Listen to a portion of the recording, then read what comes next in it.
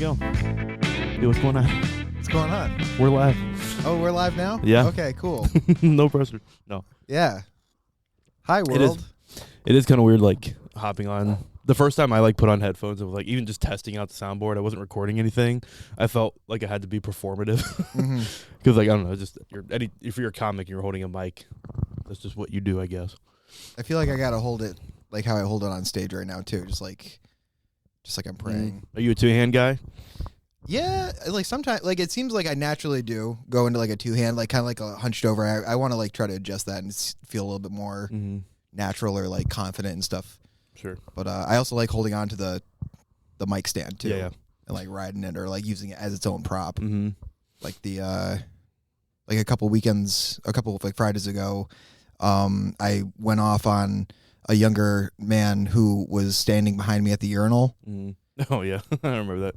And to make it awkward and like try to get a laugh out of it, you know, I addressed it while I was on stage, but I dragged the stand and I heard it in my recording, like the grinding, and you know Burnett's laugh also like was in the background. And, you know, it told me that was like a good move. So you know, any kind of prop that you can find in the moment, right? I do like two hands just so my hands don't shake as much. Because I still get like nervous, especially when I'm trying like a new bit or something. I'll be like. I also naturally just want to start doing like sword fighting. Yeah, I got skills, y'all. Yeah. Do you? Are you a trained sword fighter? Anyway. Yeah, I get nightly practice. Yeah. And maybe like, hey, there you go. So are you? There's an implied joke in there. Have you memorized all the buttons yet? No, I'm working on it. I thought the idea for the labels was smart, but like I could also like see like if they like wear out or whatever, you have to replace them and shit. But. This is true. Yeah, I didn't think about this till after that episode, but you can also there's different sound banks you can hit. So like you can go in here and change the sound bank, so it'll change the sound on the button. So I can program like right now these are programmed, but there's only eight sounds on there. But then I can make another sound bank and change it, so then I have to change the labels. And I don't know. You wanted to add that sound for a second just to like add some tension, I think. Yes. It was very, perfect use. This is actually a murder mystery podcast. Oh God. No. Anyway, we were talking about our night last night was pretty cool. Yeah. So I don't know. Should I say it or you want to say? Sean Barnes and his buddy Jay, I believe Leonard, right? Both premiered their movie. Yeah. You know, I hate when that happens. Almost. Is that the movie? Yeah. No. It's almost always over. It's almost always over. Which was super cool. So like last night was like the like family and friends premiere like of the movie. At the historic Proctor's Theater in Schenectady, New York. Yes. Which was awesome. It was cool going there. I didn't realize it had like numerous theaters in there. So I didn't really expect or know what to expect when we were going there, but really cool, like super good turnout. The movie itself was really fun to watch. Yeah, a nice dramedy or a comma. A comma. It's a comma, yeah. It was really well written, really well produced. The actors in it were incredible. Yeah, they're all great. I took a lot away from just watching the movie, which was like normally if I go to a movie and like watch it in theaters, I'll be like really critical. I'll be like, oh yeah, that was an okay movie, and it's kind of funny because you're saying that about like a multi-million-dollar budgeted movie, you know. But this one I feel like I took a lot more out of. One, because I got like you can kind of see the backside of it. You know a lot of the people that are working on the movie.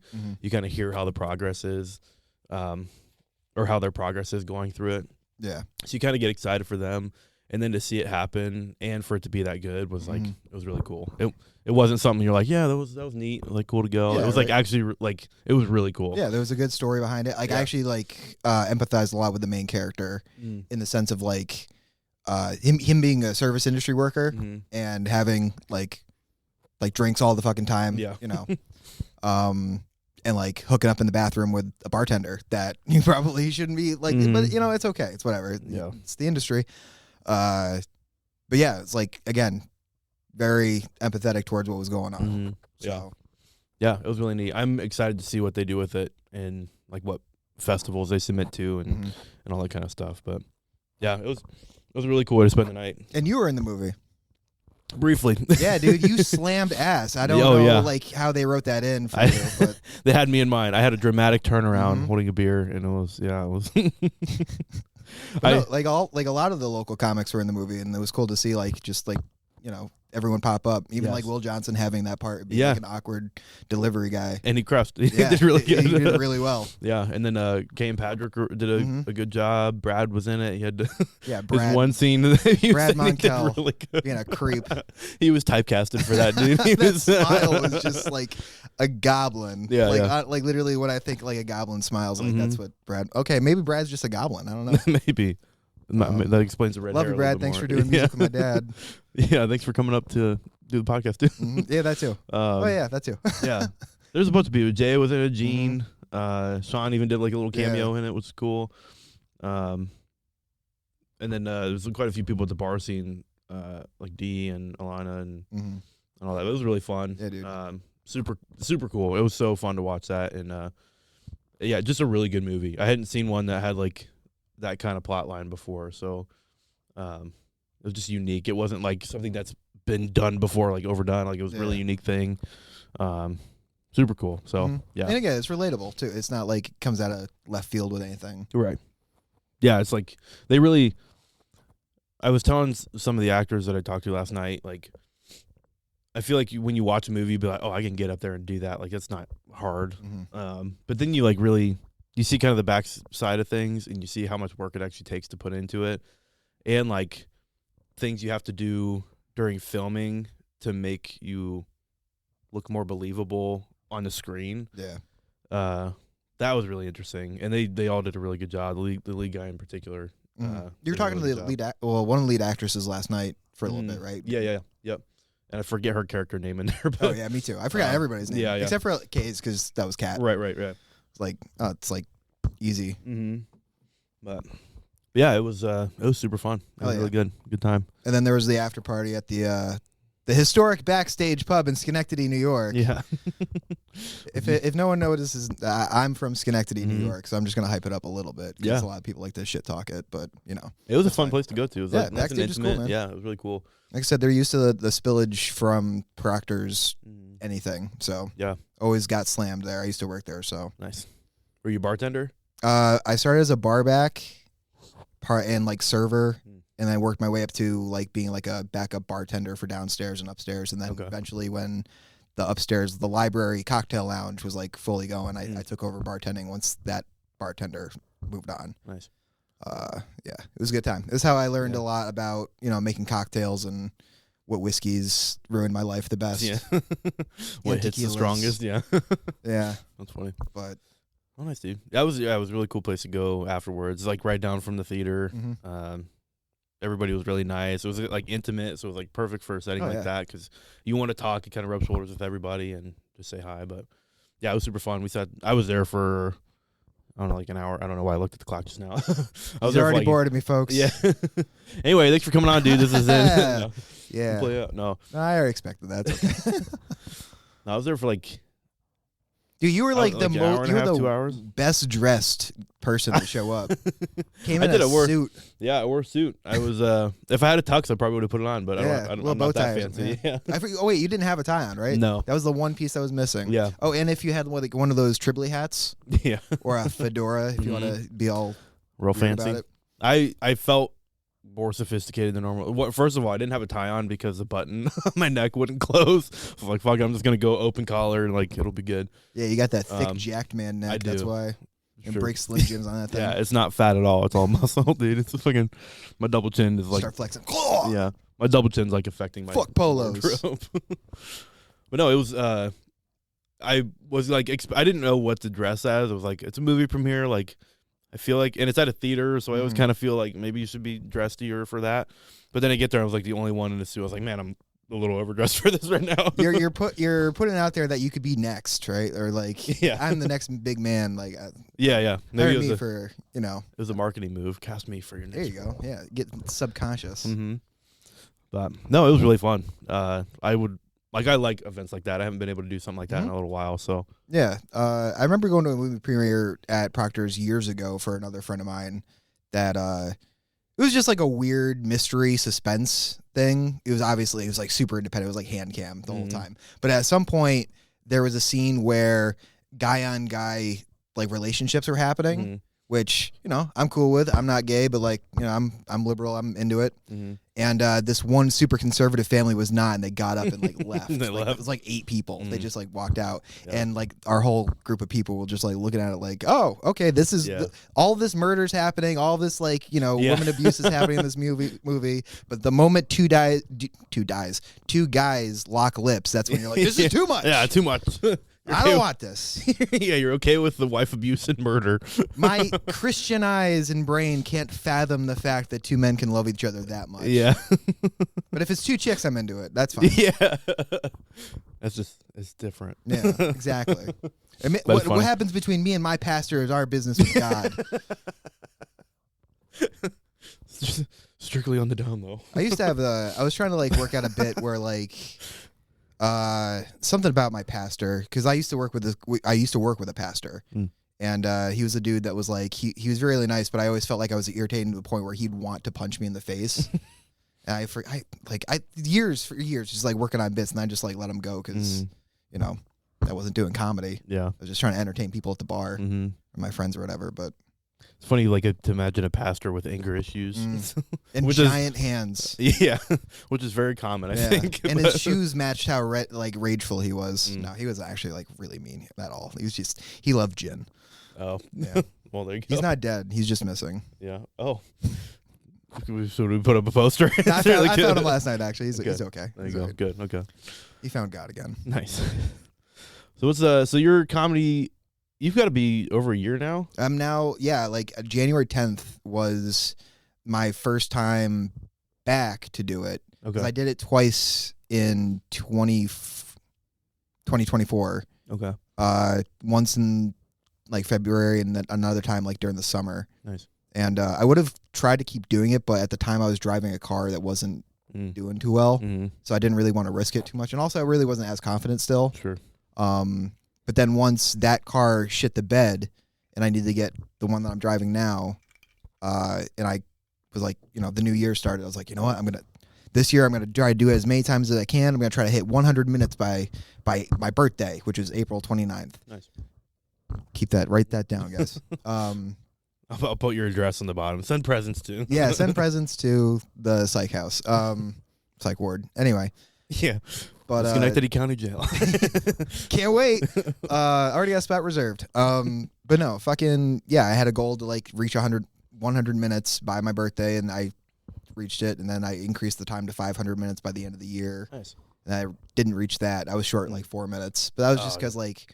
Once it started getting colder and like the snow made it worse, it made it a little bit more uncomfortable to go out. Sure. And I was just like, you know, homebody. And also I have a serious addiction to video games still. Like I had to get rid of my PS5 in the beginning of the year last year in order to force myself to go out to open mics. Nice. Because I started like I would get like, well, I just want to sit and like I just play Cyberpunk for hours and do that instead of like trying to risk this bit that I've been thinking about all day. Yeah. But, you know, like I had it, yeah, it was just too much of a distraction. And, you know, I use my shitty laptop to play video games now, like old games and like games I've already played before. I should just like never play again. But, you know, like, whatever. Anyway, I'm just going to start rambling. That's cool though. What's your, like, so 500 minutes was your goal last year. Do you have any different goals this year? I just increased it by another 1,000, so that's 1,500. Nice. Well, how many mics does that equate to? It's like... How many, what? Mics does that equate to? I don't know. A bunch. I mean, I'm so used to doing all these like 3 to 5 minute ones that now that I'm starting to do like shows or whatever with like 10 to, like the hosting set that I did, I did like 16 minutes. Sure. I went a little over just because I didn't know that I would. But yeah, like that'll count or whatever. Nice. That's cool. That's a cool way to keep track of things. I have like open mic goals, like a number of mics I want to hit, but I've not thought about the minutes thing. That's kind of interesting. Like statistic to keep track of. At the end of the year, I saw that a few comics were like keeping track of like different numbers too, like how many like mics they went to and like how much time or whatever. Like Dave Stickle was doing like his own like Wrapped from like, you know, Spotify and YouTube and all that shit. Yeah. They have their own. He was doing like the same thing for that. Nice. I think Kate did it too. But yeah, it was cool to see that like other people were keeping track of like numbers like that. Yeah. I think it's like a good goal. Like it's good to like write down your goals for that because it helps them come to fruition. Like you actually do them more likely. You're statistically more likely to do them if you write them down. But it's also just cool to like look back and reflect on the year and be like, oh, I spent this much time on stage, like doing jokes, and I think that equates to like better joke writing and stuff. Yeah, so. absolutely. I mean, if you keep keeping track of it, in my sense, it's like video game logic, where it's as if you're completing objectives for a quest, or like reaching like your sub goals or whatever to get like extra experience or whatever, learn new abilities, quote unquote, not quote unquote, like also known as jokes. But yeah, like having it out in front of you is just easier to just see that it's being done too. Like just having it in your mind doesn't necessarily help unless you're just like that strong-willed in your brain that you can do that. But I don't have that ability. I need to I need that visual attachment with like certain things so I can like know that it's being checked off. I know it's been finished or whatever. Like when I got sober from alcohol, I wrote down like all the after a year I wrote down all the things that like all the good things that happened because of my quitting, and like and the list ended up being like pretty long. I was kind of surprised once I like really thought about it. But you've been sober for a while now? 2 years and 9 months and days and hours and minutes. And That's awesome, dude. Yeah, it's going to be 3 years on April 9th, I believe. Yeah, thanks. I hit the right button. That's a little word. You know what? Nope. The want. I thought I was going to hit the sad trombone. If that played, I would have probably shit myself from laughter. And so I hope the audience listening to this. Yeah. I could dub that sound in. I'll just cut that sound out and put in booze or something. Yeah, there you go. Hold on. No, that's awesome. They cut this in like.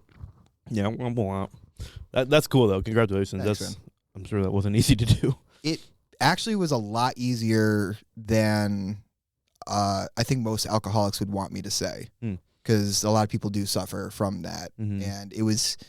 Like maybe it was easier for me just because it was my first time really like quitting, because it's hard to quit once you go back after quitting. Sure. And that's kind of why I also don't want to like do it again. Yeah. Because I just, it was rough pumpkins for a minute, but yeah, like I was focused on other shit at the time. I can swear, right? Oh yeah. Okay. 100%. I think I've already said shit, but yeah, I was more focused on like an awful breakup at the time. Like I would thought like the shaking and like the lack of eating was from like a broken heart and not from like alcohol withdrawal. So that was it for a minute. But I did go to AA too. So for like I don't know, like 3 months. Nice. And it did help, and it also pushed me to not want to do AA ever again. Yeah. Like that those people, like they have some real problems. Sometimes I wondered like though if they were like playing it up a bit, or like if they were like in competition with me, with like me sharing a story, like, well, I had this happen to me that was way worse. Yeah. And then like there's also this one douchebag, or maybe he wasn't merely being a douchebag, he was just being the challenging AA guy. But anytime like I brought up like, yeah, I'm this many days like sober or whatever, he's like, yeah, well you're not that amount plus one. So if I was like, yeah, I'm like today I'm 14 days sober, he's like, yeah, well you're not 15 days sober. It's like, okay, fuck you, man. dude. Yeah. Thanks, I guess. That's a really weird perspective to but that's have. like, I don't know. Like again, I think it's like this weird like like they got to keep you humble. They don't want you. They don't want to get you feel like you're too cocky and like, oh, I'm gonna like stay sober, haha. And because they know from their own mistakes that like it's a slippery slope. That once you have one, you think you just have the one, you're gonna want a second one. Yeah. And I know I'm gonna want 3. Yeah. Like Interesting. like every drink that I drink, I'm pounding because I just want like a beverage. Sure. But water, nope. Yeah. I need a flavor with my water. I'm dehydrated as fuck right now. Like I need Gamer Sups if I want water. Also, get sponsored by Gamer Sups if you ever want. They're fucking sick. Gamer Sips? Sups. Gamer Sups. Okay. They're a it's like a soda supplement. Okay. There's a lot of streamers and Twitch streamers, YouTubers, they promote like their own flavors. Like I don't know if you know Meat Canyon. I heard of them, yeah. Yeah, he's got his own. His is raw meat, and it tastes like Flintstones, like popsicle, like raspberry flavor, watermelon flavor. It's fucking delicious. It's like a fruit punch, but like awesome. But it's got like other nutrients in it to like help you stay like hydrated and focused and stuff like that. And, for you can get with long-term caffeine gaming if you want. stuff. Yeah. Yeah, but I just drink it because it's flavorful. Where do you get it from? from? Water. You order it online. Okay. was gonna say I don't think I've ever seen that in stores. No, I don't think they do retail yet. They're not that big, but I'd be skeptical if I was walking through Walmart and saw a soda that said raw meat on it. But no, I'm gonna pass on that. there's another one from a streamer. His name's Pay Money Wubby, and his is a brand risk, which is like a peach cream flavor. And on the front of it is just this lady with big fat tits on the front of his little cup. And that's like how they advertise some of their drinks is with like like hentai anime mama citas. Sex sells, so I'm sure it does pretty well. Probably one of the better selling brands. I guess. Oh yeah, and gamers, man, they're fucking gooners. Yeah. Spraying and praying. There's a correlation in there somewhere, I'm sure. I hope that didn't land on my controller. Oh, they probably don't give a fuck. It's on their hands and No, everything. they don't. So, fuck, I gotta bring this back to GameStop. That's what you should do. Is like, you probably make some good money. You create like a specific type of wipe that's good for gaming. Like, I don't know, good for your controllers, good for your hands. Just Lysol wipes. Cleans every substance you can think of. Gamer. Yeah, I don't know. Splooge. Oh yeah, just call it Gamer Splooge. Splooge wipes. This could be real literal with it. We're That way onto they know what they want. Maybe that'll be one of the fake ad reads I do on here. Oh, that's a great idea, actually. Splooge wipes for your splooge. It's in the shape of a sock. We'll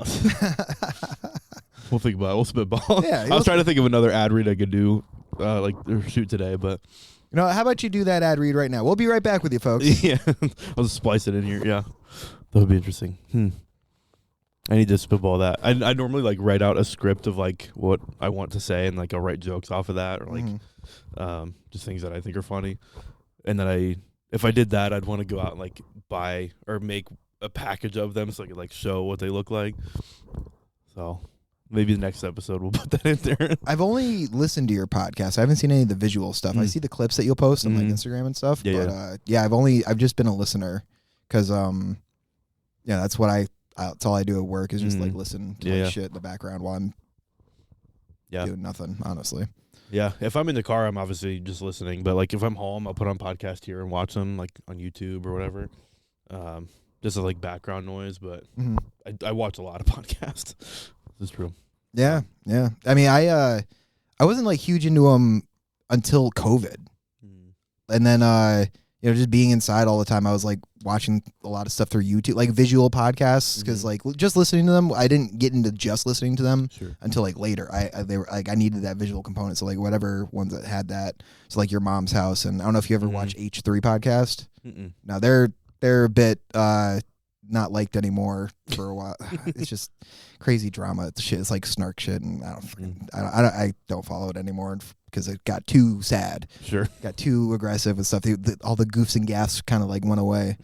But no, like Your Mom's House and like Bad Friends and Tiger Belly. Dude, I fucking love Bobby Lee. He's been a favorite of mine since like OG Mad TV. He's a very good podcaster too. Like it's like I watch podcasts more than I do TV shows, just because like they're not as scripted. I like the format of like loose conversations. Like they could have some planning ahead of it and like a few production things they want to do, but like for the most part, it's just a conversation and it feels more natural. And I just like that, and it's fun to watch. Like especially when something translates to like a really funny moment, like it's the build up's kind of more rewarding because it's not as scripted. Yeah, I don't know, it's just fun. I like the like additions of like showing weird things on the internet too that like I may or may not have seen yet. Yeah. Like especially if it's like something I did see and I was like, oh, I can't wait for their reaction to this. Yeah. But then it's like Your Mom's House. Some of the videos they put on there are wild. Yeah, I loved it. It's crazy. Yeah, I was one of those freaks that was just like on Tom's side. Like, the crazier the better, man. Let's go. Like when they were doing their live streams for like their like the crazy show that you had to pay for. Yeah. I was all about those. I was like, let me see the craziest shit that you can.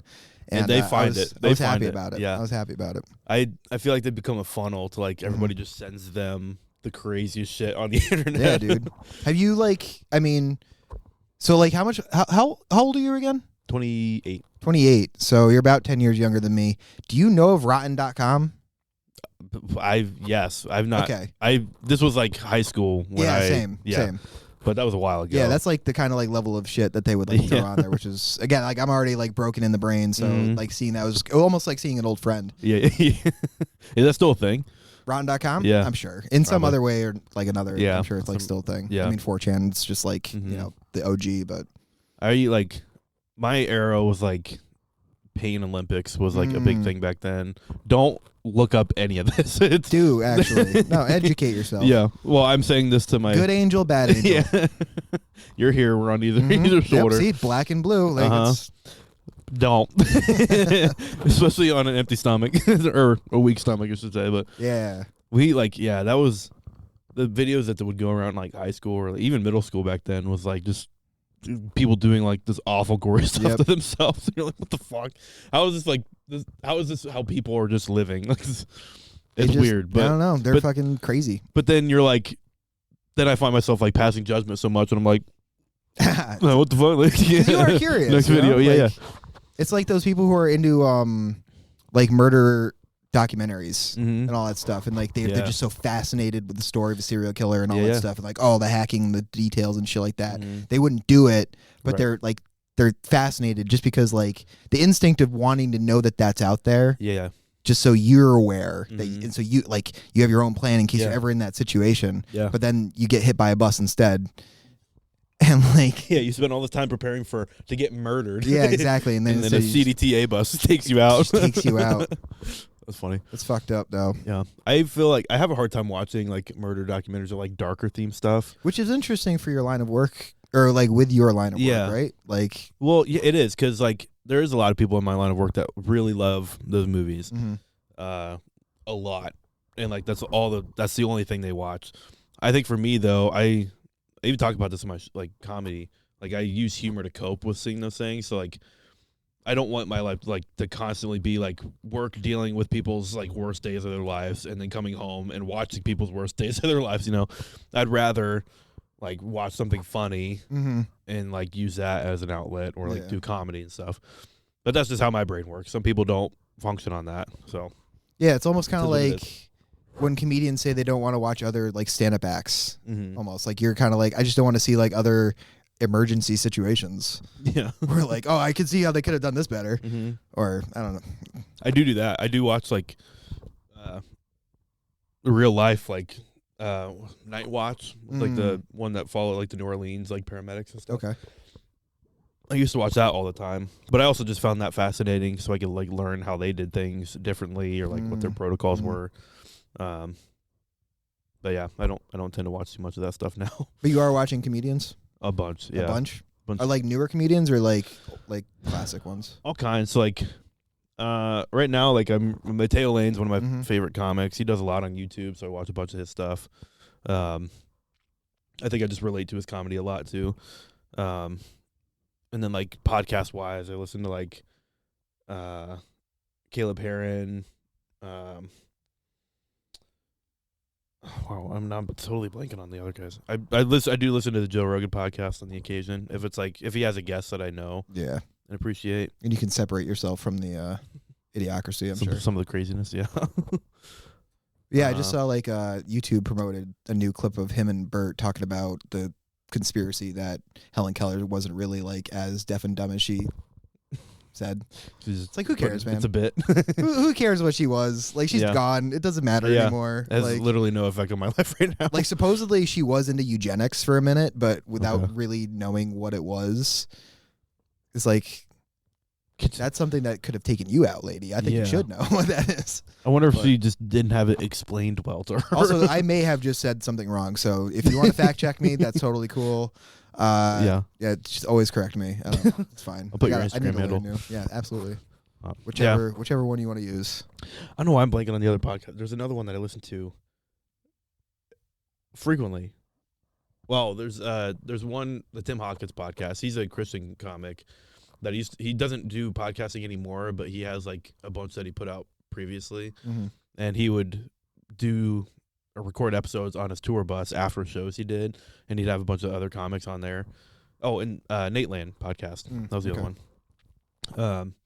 They're just fun. They're silly. They're like kind of mindless. Like you can just put them on in the background and do other work or drive or whatever.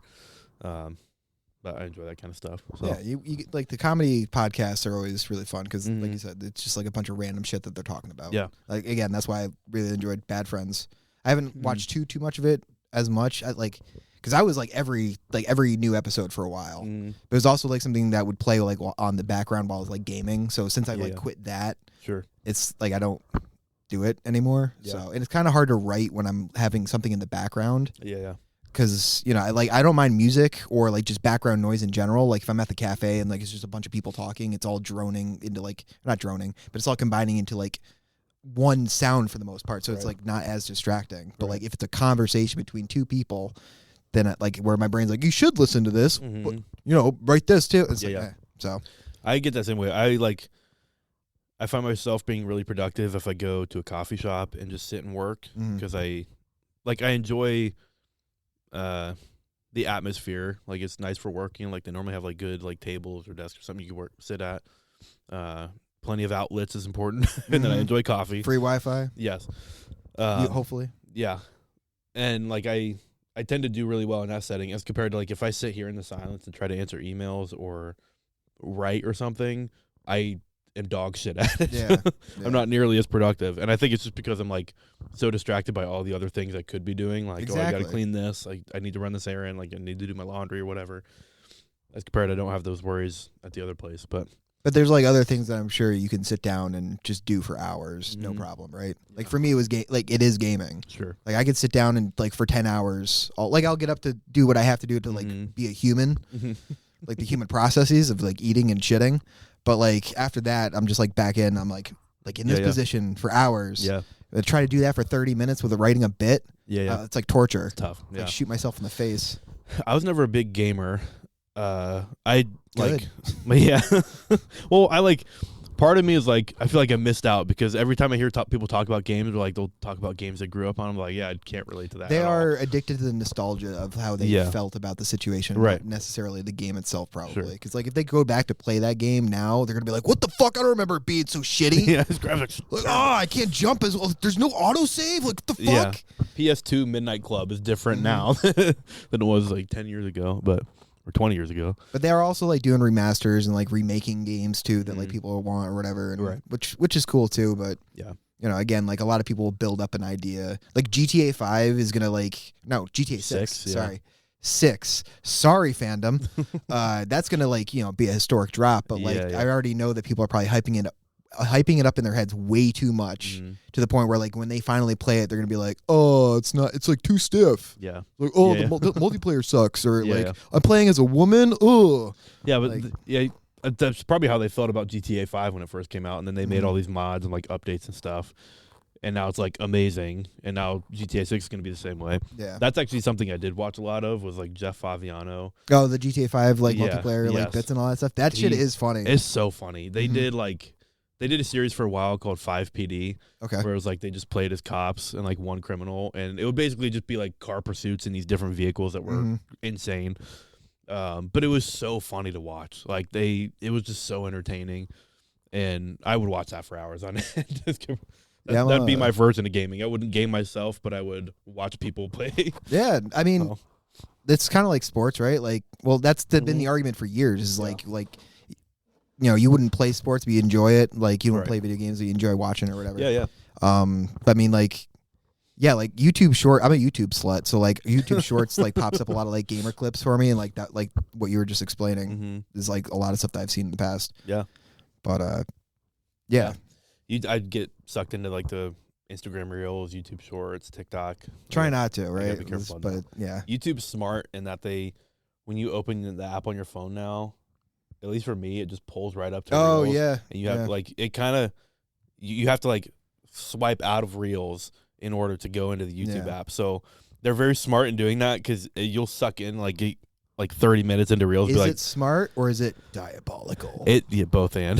Yeah. They are. Nope. There you go. That's YouTube. That's YouTube. Every time They're you up pop to open something. YouTube, that's the noise that should play. It's like you're about to get sucked in. Yeah. To the YouTube zone. Yeah. It's crazy. That's why I kind of try to put out like a reel or two a week, just because like I know there's a market where like that people will watch them. Yeah, it's just gonna pop up for some people, right? So, and I've had a lot of people that say like they don't listen to the podcast, but they have seen the reels that I put online. So I'm like, okay, that's at minimum, I'm getting that exposure, and I can like give that exposure to other people that are on the show or whatever. But, yeah, it is kind of interesting.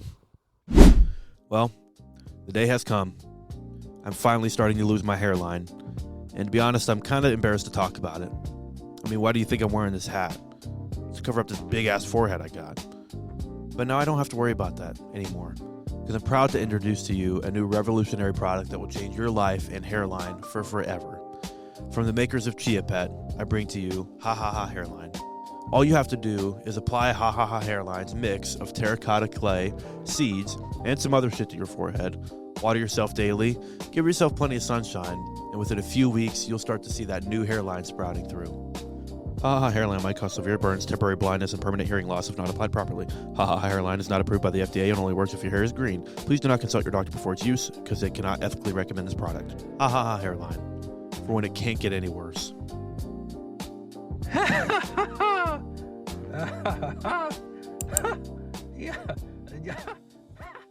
It's dope.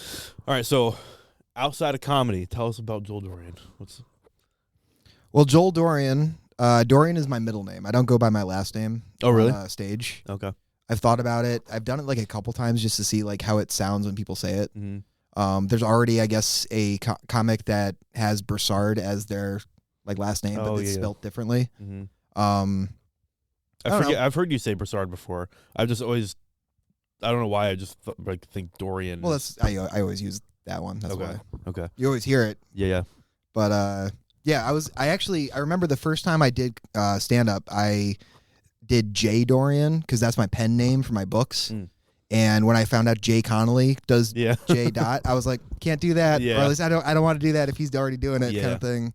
So I went with Joel Dorian. Sure. And I lie to people and say like it reminds me of my mom like telling me like I'm in trouble. It gets me hyped up when I hear it. I just that's again it was my pen name for like creativity already. So yeah, but it's a good stage name, Joel Dorian. Like that's memorable. Like I don't know. A very drunk Sean Barnes came up to me last night, put his cock right on my thigh, and was like, I gotta tell you that every time I hear your name, Joel Dorian, it reminds me of John Dorian from Scrubs.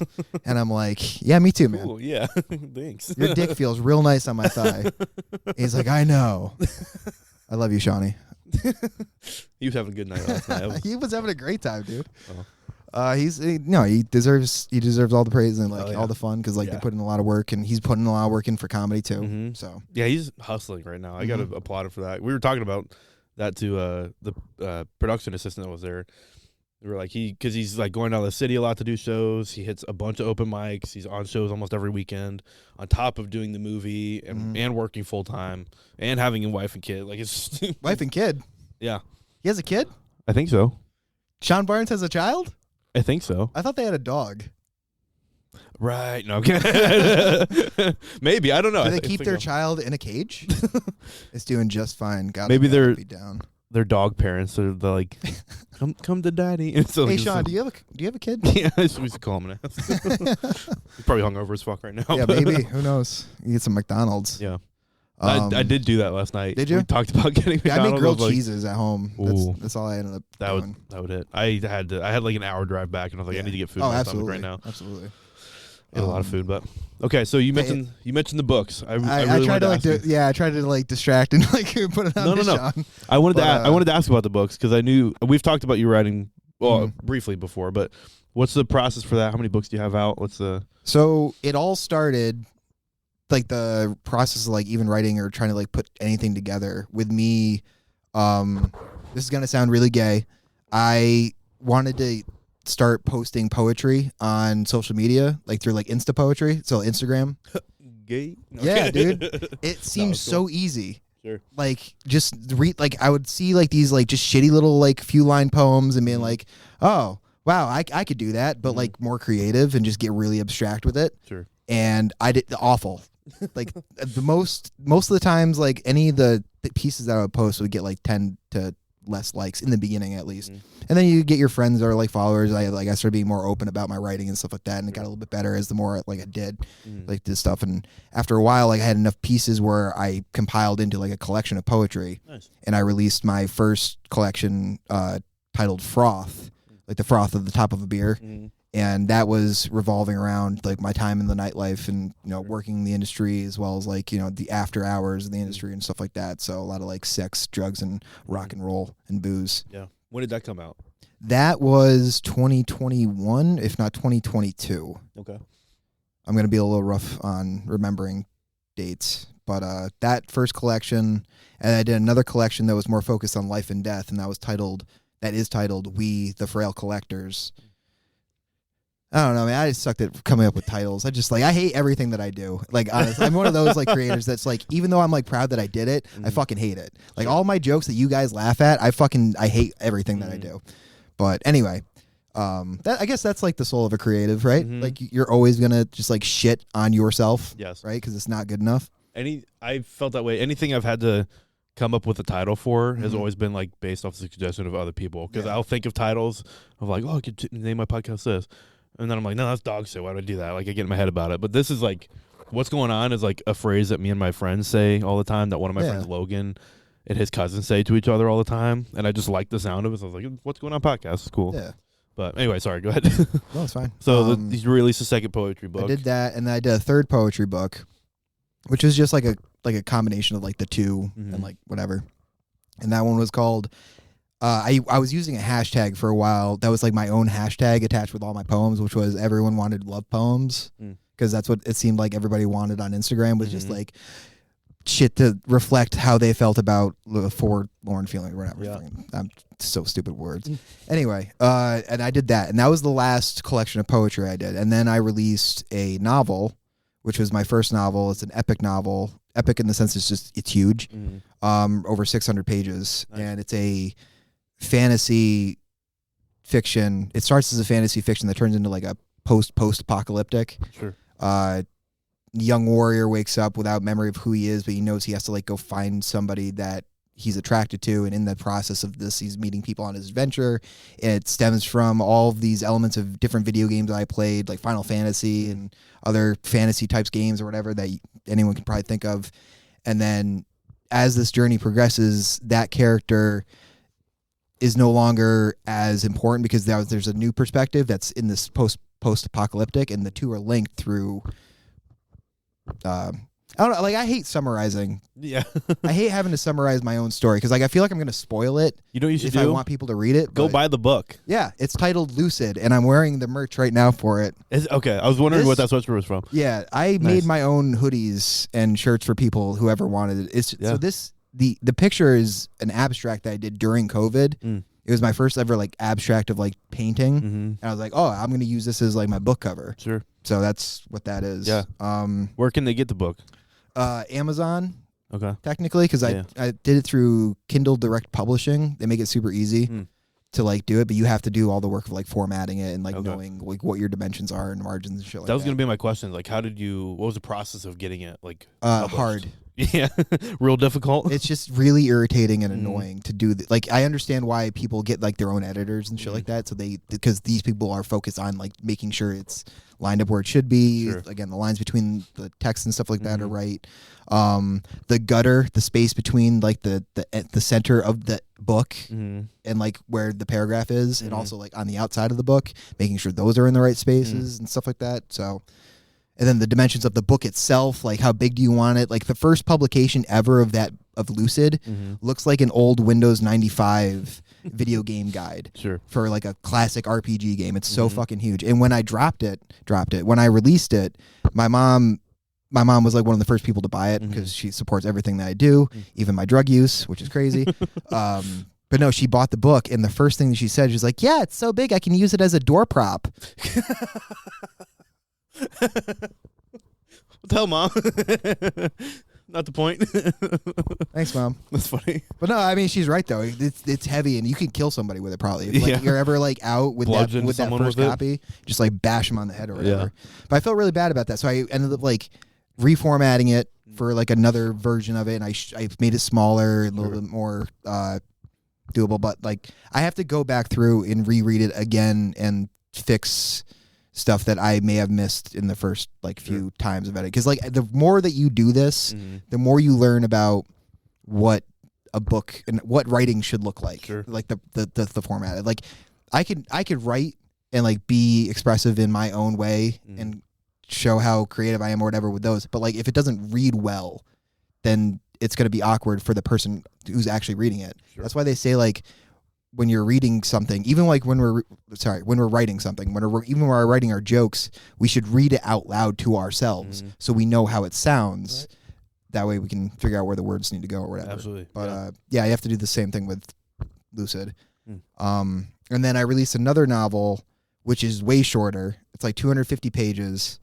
And that was more of my attempt into getting into dark, like a horror mixed with romance.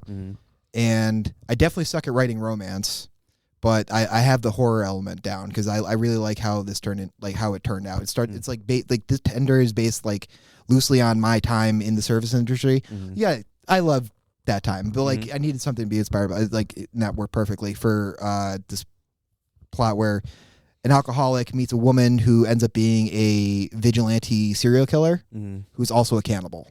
Nice. Yeah. Nice. And then shit spirals out of control and becomes like a crazy body horror. Like if you're a fan of The Thing, it kind of like borrows elements of that shit too. Sure. And I had a lot of fun writing that book. I had a lot of fun writing Lucid too, but it took like way longer. It was like 5 or 6 years. Yeah. Tender took like a few years. Okay. Is that like writing and publishing, like going through that process too, or is it longer with? Okay. That's I'd imagine. I can only imagine that's just a process. There's also like a lot of time of not writing and just sitting around and thinking and like wondering, should I change this? Does this thing does this work or whatever? Sure. And then also just like procrastination. You know, that's also like added that why it would be like 5 years or something, like whatever. Because like there was like I remember there was a time where I just didn't touch my books for like a while, just because I'm like just sitting on the idea of like what I needed to change and shit. But and then final publication, I did a collection of weird, strange horror stories, and that one is just like a bunch of short stories that I wrote over the last few years that I just put together under the same like kind of theme of like these are just weird and like some of them have a good ending, some of them have a bad ending, but overall it's just supposed to be some kind of supernatural or fantasy kind of like element to it. Nice. So there's a couple really fucked up ones too. I put like reader discretion advised kind of like warnings before them. Yeah. Just because like at this point you kind of should, I guess, like you got to warn people before they read stuff because you don't want to like offend too many. But then there's also like you ruin the surprise almost of like, oh, now I know that there's something awful in this. Right. Like, well, let's find out what it is. Yeah. I don't know. So Amazon is where they can find it. Look up Joel Dorian. So it's just better to look at my social media handle because I have beacons, like one of those beacon links under Instagram. Yep. So if like under my main Jolie Poly Ravioli page or J Dorian Writes was my original like publication, not publication, profile for posting poetry, but I put it under that for my books. Nice. But yeah, J Dorian Comedy has nothing to do with J Dorian Writes. Well, I'll link all your stuff in this like description of the episode so y'all can go check it out. Yeah. Go click, go look, go buy. And I want to write more in the future. Like I've got like tons of ideas for short stories that I'm like still sitting on. I just started one a couple weeks ago that I already like quit because I didn't like how it started. So I have to like just sit down and like try to force myself to restart it. But there's like other shit. And you know, after last night, like actually no, not even after last night. Like I wanted to write like a screenplay for a while just because that's like another writing challenge. Sure. And like I do have an idea for like something that's like it starts as a comedy, ends as a horror, and inspired by comedy, honestly. Yeah. But actually, it's inspired by a moment that Will Johnson gave me when I first kind of like started meeting him. He didn't know that I was me. He thought I was somebody else. Okay. And he was just like, yeah, I just thought you were this other comic named Tyler. And I'm like, no, I'm Joel. And like it just that interaction somehow like transferred into my brain as like hey, you could use this as like a weird premise for like a future thing. So I just wrote it down and sat on it and you know. So yeah, thanks Will, you're an inspiration to me. But you're not going to get any reciprocals off the book when it sells. But yeah, other than that, you know, like writing's been a huge element of my life. I used to write like little dumb stories when I was a kid. Like I actually remember the first thing I ever tried to write as a story was Spider Kid.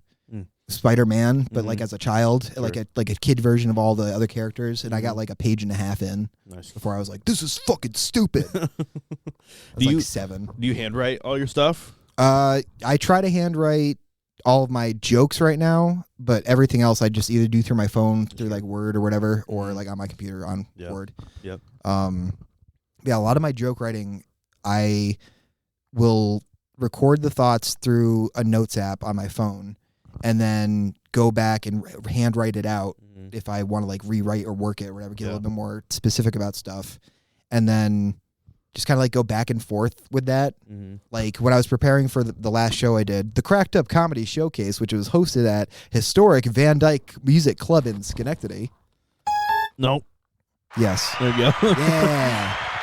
There we go. Yeah, when I was preparing for that set, I, listed all the jokes that I wanted to do, and then I wrote them all out in like an order that I was like wanted to do, and then I recited it while recording that, voice recording that, Mhm. listened to it, and then as I was listening to it, like thinking about it, and then I did an improv of what I was supposed to do after, trying to like remember it from thought, Mhm. which is funny because I ended up like learning a new tag Mhm. for my suicidal ideations bit, Nice. which I used at the show, and it did well. Yeah. So that was cool. That was a cool way to like learn a new tag or like Yeah. get a new punchline. It's just from the constant rewrite of one bit. Yeah. We talked about it last night a little bit. Mhm. We're kind of talking about like writing styles because I think we in separate ways we kind of thought bubble some of our bits. Mhm. Like you mentioned writing your stuff out on note cards. Yeah.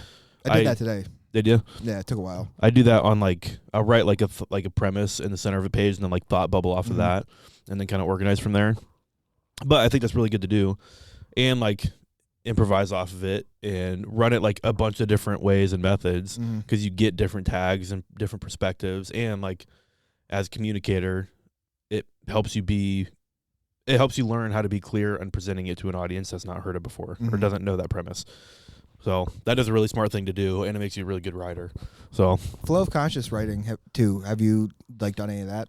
is that like just like continuously writing? Yeah. You just go. Mm-hmm. You just let it, whatever. It also helps, like, you drink, right? Mm-hmm. So it helps if you're a little drunk. Sure. Because that's what helped me with my poetry. Because when Mm. I was, I don't know what my voice just cracked there. Puberty, man. It's I'm 13 forever. Yeah. I'm 37. which I not to pause. I would not have guessed you were 37. I think everybody in the scene was Yeah, like, you're dude. like Fucking 25 or something. I feel bad a little bit. Just, I don't know why I feel bad, actually. I know I should probably feel like good about it, but it's just, honest, I don't know what it is. I think it's a combination of like not really smoking cigarettes. I smoked cigarettes for like a month once, just to like see what it was like, Mm-hmm. get that experience in. Yeah, And also staying inside a lot because of video games. sure. I was active as like a younger kid. I took Taekwondo for 10 years. Mm. So like I think maybe that helped, like eating somewhat healthy, even though I like slam Mountain Dews like Yeah. they're fucking nobody's business. I have to do Mountain Dew Zero now because regular Mountain Dew, it's too sweet. Mm. I notice it. It's insane, like going back to like hardcore Mountain Dew. OG Mountain Dew. Yeah, it's like, it's wild. Are you a Baja Blast guy? I just like regular. Okay. I like Code Red. Yeah. Code Red Mountain Dew is like cool. I think they have a zero version of that. I asked Patrick Smith about the alcoholic Mountain Dews because he's a fan of Mountain Dew. Yeah. Mountain Dew is gonna be all over this pod too. Come sponsor us. Yeah, That'd be sick. let's get you all. I want you to I get would- sponsored by Gamer Subs, Mountain Mhm. Dew, everybody in the Stockade. Yeah. Shout out to Arthur's Market and the historic Stockade. Okay. Splooge wipes. We gotta. Yeah, we got Splooge Wipes. We're gonna get you sponsored by PlayStation and Reebok. I'm not a gamer. I'll be the first to admit that. I would totally sell out. They would. I'd be like, I'm the biggest gamer in the world. Yeah, I've been playing all these honestly, games. you start playing like a random, like start playing like Madden or something. Yeah. Oh, absolutely. Or whatever, like kind of game that you like. It'd be like some Farmville or like a tractor simulator or something. I don't know. I definitely spiraled this conversation out, and I don't remember what we were talking about before. Writing styles. Continuous flow. Yeah. So flow of consciousness. I got in like it just. I write every day, like in my own way. Like if it's small or whatever, it's still writing. I mean, we all write every day. Sure. Like, even if it's just on our phone, we're texting, that's technically writing. I Mhm. mean, it's not the physical act of Mhm. like having a pen or pencil in your hand or whatever, Sure. but that is good for you. We should all do that.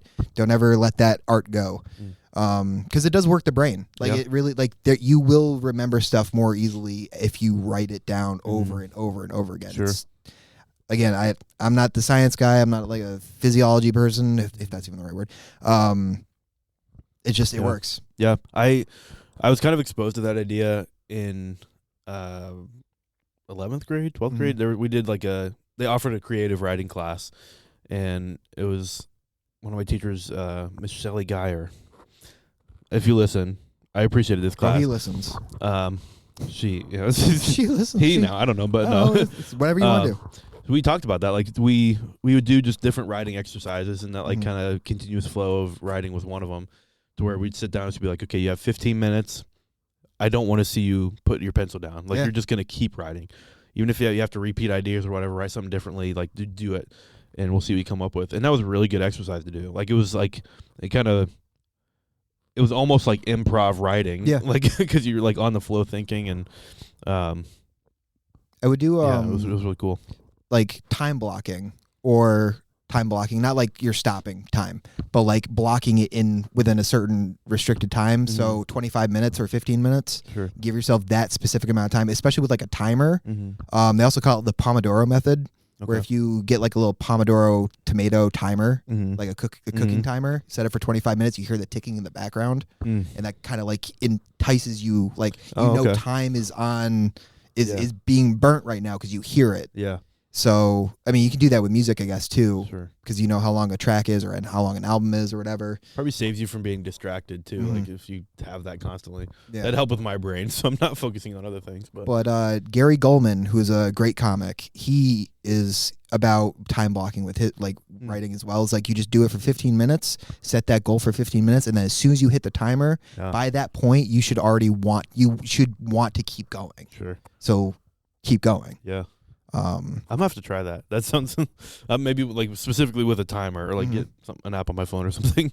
Yeah, that has, like, I mean, the ticking noise. I'm sure you already have a stop timer on your phone anyway. Yeah. So maybe I should buy a bomb.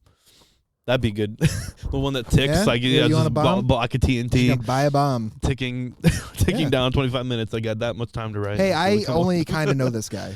Yeah, I should mention. We don't talk. This is actually the longest conversation I've had with Caleb. It is. Hey, do you want to know my first memory of you? What's that? Okay, so it's the memory is the night of my very first like awful bomb at the Comedy Works.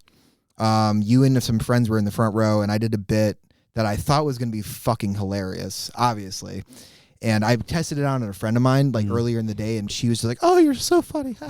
But then I did it, and the premise is awful. It's about a kid that actually died in my life, and I tried to make it funny by calling myself the murderer, and it wasn't funny. And then I like spiraled into like a bit that was like shitting on Jesus and like how we're better off that he got crucified and not piked. Piked. There's like another word for it, but like there was an ancient way of execution where they would shove a pointed pole up people's asses, and like like kind of like hold them up like a stick. Yeah. And I tried to make that into a bit, and no one was feeling it. There's this one lady in the room that like every like 10 seconds at the end where I would stop talking, she'd be like, "Huh." Yeah. Like I cannot listen to that recording. Yeah. I have it listed as worst bomb ever, so I know. And every time I get to like her first, I shut it off because like I feel everything inside of me shutting down. Yeah. But anyway, you and your buddies were in the front row. I don't even know if you remember this night. And Mike Burns was Burnett. Burns. Because I asked him about his nickname, right? And he's like, we used to call me Burns. And that was kind of like the, because I used to, Jolie Poly Ravioli is my old nickname. And that's what my Instagram handle is right now. And this little ADHD motherfucker would call me Jolie Poly Ravioli like 5 or 6 times in a row. Try to say, audience, try to say that to yourselves. But yeah, he was in my Taekwondo class. Go ahead. Yeah. Doing great. You got it. Sick. 3 weeks. Anyway, he would say it all the time, and it stuck with me for like the rest of my life. But he unfortunately like died tragically, and I don't want to get into that. But anyway, I tried to make this whole thing a bit. It went terribly. Got off stage. Blah blah blah. I think either before or after me, there was this lady who came up and threw confetti. She had the box. Yeah. She threw confetti. And she was like doing like some like spoken word, like obscure shit. Yeah. And I like part of me was like, I'm glad. Oh, Jesus, I'm so sorry. Oh, you're good. I was like glad that like I didn't do that at least. Like, you know, I went shock humor, which was just shocking Yeah. and appalling, honestly. And just like, why are you even trying to do this? We'll talk about her. Sorry, keep going. But we'll circle back. so like, yeah, she did that, and then at the end of the mic, it was over. Like, obviously, the end of the mic, and she started to leave, and you were right behind her, and you're like, "Hey, are you gonna go back in there and clean up after yourself?" Yeah. And I heard you say that. I'm like, damn, this dude's a G. Because I didn't know, like, I still didn't know anybody yet. So, like, for me to hear that coming from you, I'm like, this guy's, like, been doing this for a while. Like, he knows what's up. Like, he can tell people, like, hey, you got to go clean up after yourself. Yeah. And, it was super cool. It was, that night was wild because I'd brought friends and, like, I didn't do as well as, like, I had hoped to that night. And, like, so I was kind of bummed about that. And then she went on, and I distinctly remember that. She bought up, like, a box of Amazon stuff that she had ordered, and she was opening that on stage. And, like, in the moment, I was like, she's going to pull a gun out of this box. Yeah, right? She's going to kill somebody tonight. And it turns out, like, a lot of people were thinking that. And I was, one of the friends that I brought was a corrections officer. And, like, I'm a firefighter. So, like, we were just kind of, like, we kind of knew, like, we were going to have to bum rush the stage and, like, knock the shit out of this lady. She ended up, like, throwing confetti out of the box and making a huge fucking mess. Yeah. And then she was leaving afterwards, and, like, she just left after the set, like, with all that shit up there. And I'm like, you're not going to do, these poor, like, people that work here are not going to want to tolerate that. Yeah. Poor Grady. Yeah. Like, they do enough, like, bullshit dealing with us, like, our drinks and, like, serving us. So I told her, I was like, you need to go clean that up because that's just rude. Like, you can't expect to be welcome back here if you're leaving a mess and, like, that's what you're doing. And also want to add, just for the listeners at home who don't know this story, this is an older lady. Yes. Like, this is a woman who has time to know that she should clean up after herself. Yes. She probably, I hope she cleans up after herself at home, but, like, no, like, this was, like, one of the oldest people I've seen go to a mic there. Yeah. You know, there's been a couple other old, like, my first mic had a really old dude who dropped the N-bomb 5 times in a row within 30 seconds. Yeah. Duncan was hosting that night and had to kick him out. And that was the first time I ever saw Patrick Smith, like, be like a boss bitch and be like, get the fuck out. Yeah. Also, that guy had, like, bottles in his bag or whatever that were, like, kicking around. Again, Mike Burnett, I'm going to mention him again. I get to mention all these comics over and over again. They're like family now. Yeah. But yeah, he was like one of the ones to call him out, be like, dude, I hear the like, you were right next to me. I hear the bottles in your bag. Yeah. So, but I remember don't that. be that guy. Yeah. Or don't be this lady. Yeah. It just baffled me that was her mindset. Maybe that's how she takes out her trash, actually. She just goes to open mics and throws it on the stage and leaves. But some kind of mental break. I think open mic. I think it was Brady. It was Brady, I think, that was there. Or Grady, sorry. That was there that night. And she walked back in, and I think she asked him for a vacuum. And I think he just, like, realized that she bombed. She was like, you know what? I'll take care of it. You can just leave. Grady. She was like, okay. You know, But, so I know Grady in a different way than a lot of other people met him. I mean, I met him because of working at the restaurant that the owner, one of the restaurants that the owner of the Comedy Works owns. I worked there for a little while. Okay. During my time of, like, getting sober, actually. So he, Grady was the dude's, like, secondhand man there too. And that's how I kind of met him. And I would always hear talk about the Comedy Works, like, off, like, you know, him and, like, other people there or whatever. And it slowly built the curiosity to go out that way. Because I had no idea that there was a comedy club in New York. Or, like, not New York. In Saratoga. Like, in our, just, like, the 518. Sure. This isn't, I keep forgetting it's Lake George. It is up there, yeah. It is? Yep. Okay. Sorry, carpal tunnel. Fucking, yeah, just super inspired by it. And, like, I'd always wanted to do some sort of comedy. I did improv classes, I should say, at the Mopco Theater. Oh, nice. A few years ago. It was to get myself ready for being I always forget what these things are called. These people are called. The people that marry people. Oh, like ordained officiant or something? Ordained minister to the Universal Life Church. I think I'm the same one. Yeah. I think so now all of our melee strikes have +1 holy damage because cool. because of that church. We're ordained ministers. through Google. But yeah, I got ready to do that for a couple good friends of mine who I met through working in the service industry as well. Nice. And that gave me the confidence. I also had to use a microphone for that. And the whole time I'm like doing this, I'm trying to like read off of my script or whatever from a book that I wrote. I hand wrote everything because I'm a dork. But that was when I was learning about dropping the microphone. Oh yeah. And like how your voice starts to go away.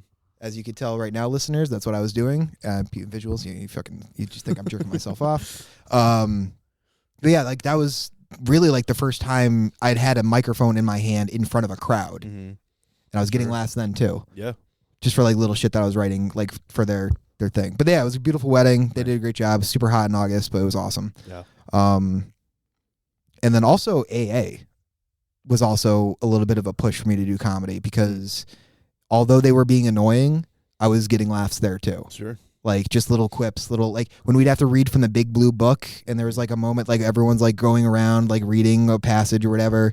I was getting bored with just reading it. So I threw in fucking personality and do voices. Yeah. And, made all these like 50-year-old and up ex-alcoholics, current alcoholics to start chuckling. Yeah. Hey, if it works, it works, honestly. Exactly. That's funny. I mean, so like your whole life you've been trying to make people laugh, right?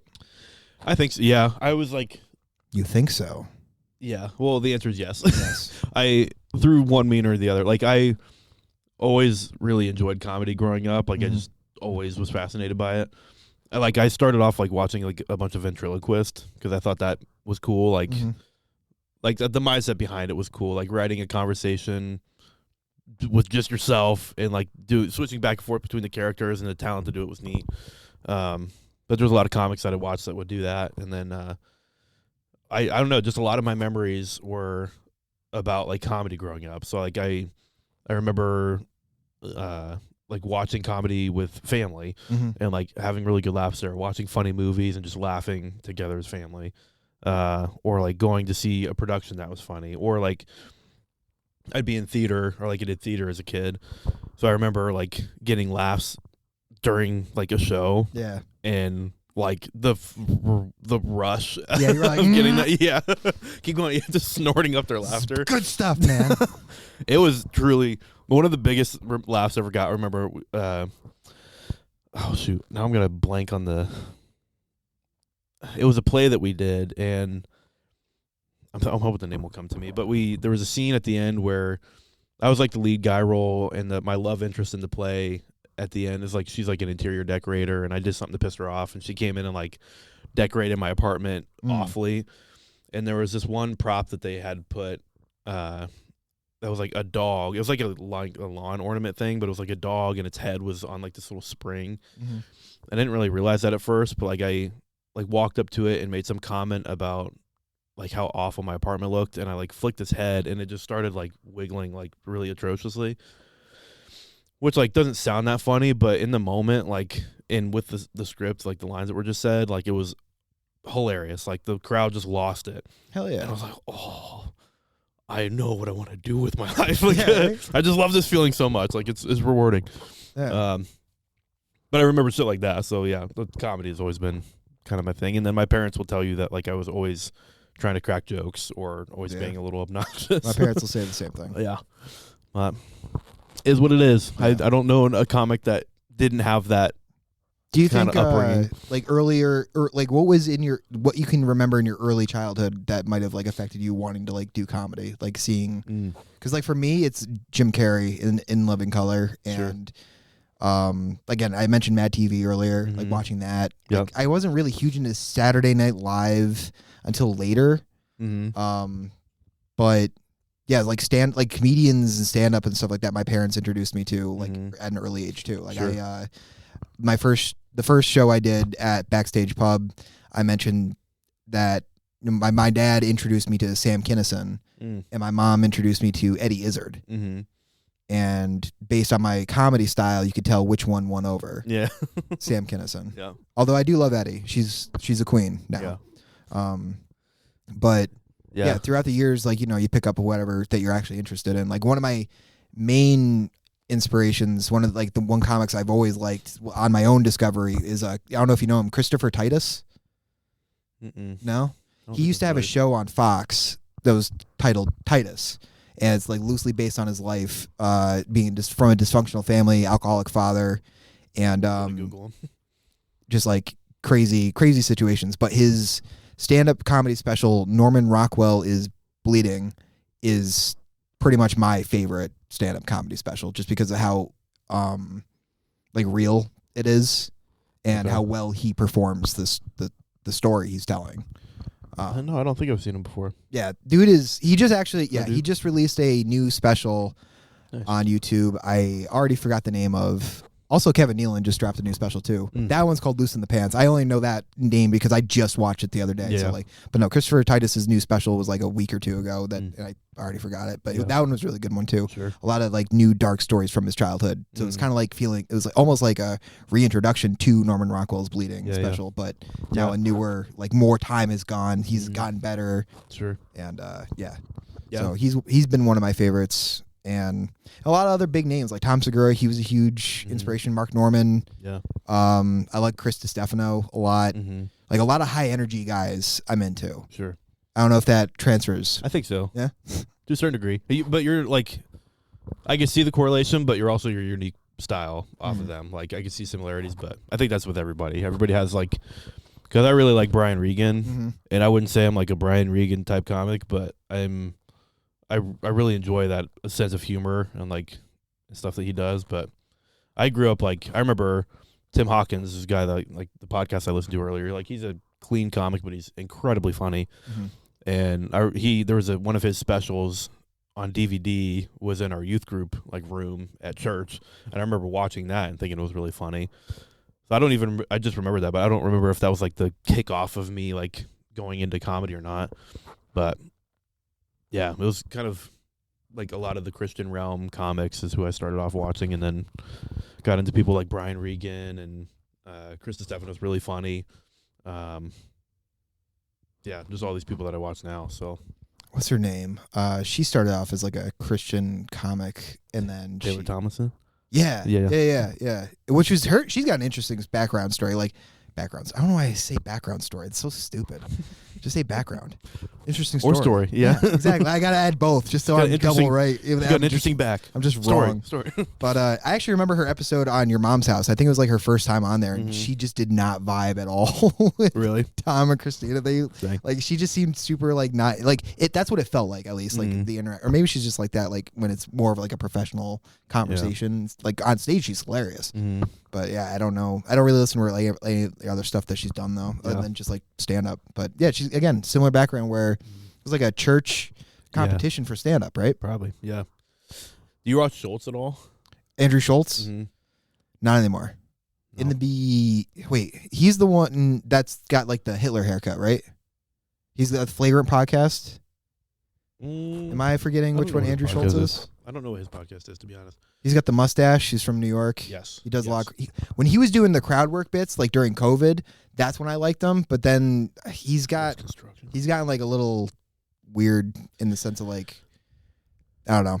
I don't watch his podcast. Wow, this is not coming up at all. If you like Andrew Schultz, I don't really care. That's fine. You can enjoy him. Or Andrew, if you're watching. No, he's not. I bring him up because his new special, what came out on like YouTube this past year called Life. Yeah, he's gonna be in the new Street Fighter movie. He plays Dan. Oh, is he really? Yeah, the shittiest Street Fighter character. He's supposed to be the comic relief, I guess, but whatever. We'll see how it goes. His new special is really good though. He talks about like, what's the themed life? Like he was talking about his daughter. Like they had to do like artificial insemination or whatever. Because he's a bitch. Yeah, he kind of he talks about that. It's part of his joke. But I remember watching that and. Like for a comedy special, he did a really good job at telling the story, and then he tied it. Like he made you. I really enjoy comedy that makes you feel emotions other than just like laughter. So if you can evoke like feelings like not like sadness, empathy. But like empathy or just like compassion, like he did a really good job on that in a special. That's interesting to hear it coming from him. Or to hear about him because I've got a different view on him. Unfortunately, that's negative. But you try watching his special with somebody. It is really good. I'll watch that special. You watch Norman Rockwell's Bleeding, Okay, because okay. what you're saying right now, that's exactly what Chris Titus Sure. brings out of me. Is like Yeah. he gets really deep into like his family trauma and stuff like that, and it gets emotional for a moment, but like Yeah. he's able to get a laugh out of it. Yeah. So, which is beautiful. That's kind of like why I wanted, like what I did with that, my worst bomb ever. Like it's an awful situation that happened in my life. It's a real tragedy. So how can I find a laugh out of it? Yeah. And like I've got other tragic moments that I'm not going to share because I don't want to like ruin the mood. But I've every time I think about it, I'm like, how do I make that funny? Yeah. What can I make this moment that made me feel like everything's falling apart make somebody else laugh? Yeah. I had a beginning of last year. I had a friend that had committed suicide, and I like went back home for the funeral, and like it was kind of grieving in that sense. But one of the first like emotions I had out of that was like I thought of a joke. Yeah. And I wrote it down, and I ended up doing it on stage. But like it was not as a way to be like harsh or anything. It was just a way to like try to make light of the situation. Yeah. And one, help me process through it, because that's just how I respond to things, is try to make them funny. But also like if I can help other people have like a better opinion or like viewpoint on things like that, like if one of their friends kills themselves, why not? Yeah. That is still one of my favorite jokes too. So but I had people kind of kick back, but like, why are you like? That seemed like a little insensitive or whatever. I was like, first of all, my friend would have laughed at this joke. Like it was their sense of humor. They would have appreciated it. Yeah. But yeah, it is what it is. I feel the same way. Yeah, I had a friend who took his own life like 6 or 7 years ago too. Over, pretty sure he was already like really sick. He had cystic fibrosis, I think, is the thing with like where you can't breathe too well. And so yeah, he was already like he shouldn't have made it past high school, but he did. Nice. And unfortunately, the suicide had something completely different with what was going on with that, and it's fucking tragic. But again, like, how do I? Yeah. But I feel like that person though, like if I was able to make a joke out of it, he had the personality that would laugh at it. Right. Yeah. So And you don't want I don't want my memory of my friend to just be they killed themselves. Like that's sad. I want it to be like evolve around laughter or like happiness or like it kind of prompts you remembering like the good times or like the laughter you did have, and in a sense of like it is a joke they would laugh at, and it's jokes that like very similar to what they've made before. So I think it's important to do that kind of stuff. One, in remembrance of people that have gone through things like that. Yeah. But also just to help process and move on, and like again make a difficult topic a little bit easier to discuss. So yeah. I totally accept people that are like oversensitive, or not oversensitive, I should say, but like sensitive to a thing that like if it really did affect them negatively, or like they're suffering it currently because like it just happened, they're not talking about it. Right. Like I'm empathetic with that, but like I don't know. Also, like I'm not gonna like get too deep into my work life, but I have coworkers that are just like bubble wrapped, like just being even sarcastic to them is like too much. Right. And I'm just like, you need to chill the fuck out. Yeah. Because like life is way worse than this. Like me being like, cool story, bro, to your dumbass comment at a meeting. You think that's bad? Yeah. Okay. Have you ever seen one of your friends get shot in the face? Because like, that can happen too, bitch. So I don't know. Sorry. Now I'm getting all right. Anyway, but yeah.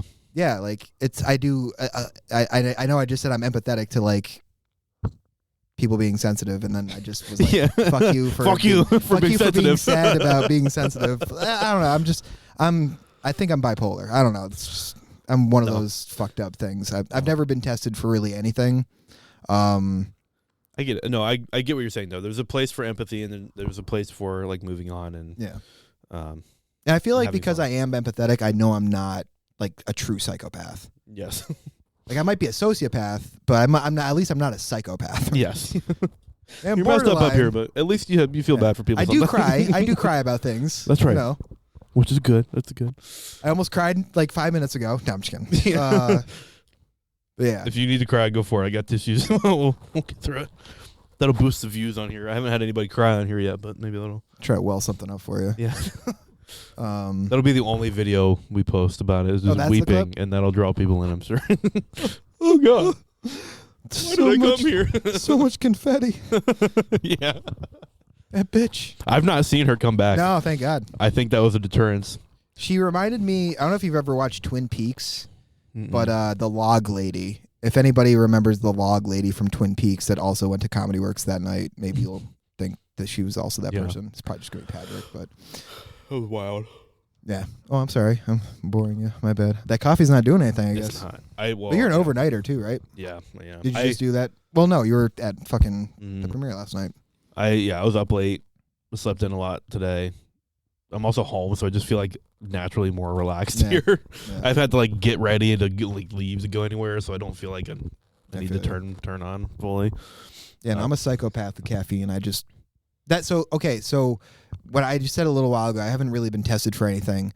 When I was on BetterHelp and I was talking to the therapist that shared the name with my father, which made it super weird, he pointed out that I probably have ADHD just because of how much caffeine that I can put down and still go to sleep. Is that a thing? Yeah, I can drink a Mountain Dew before bed and I'm fine.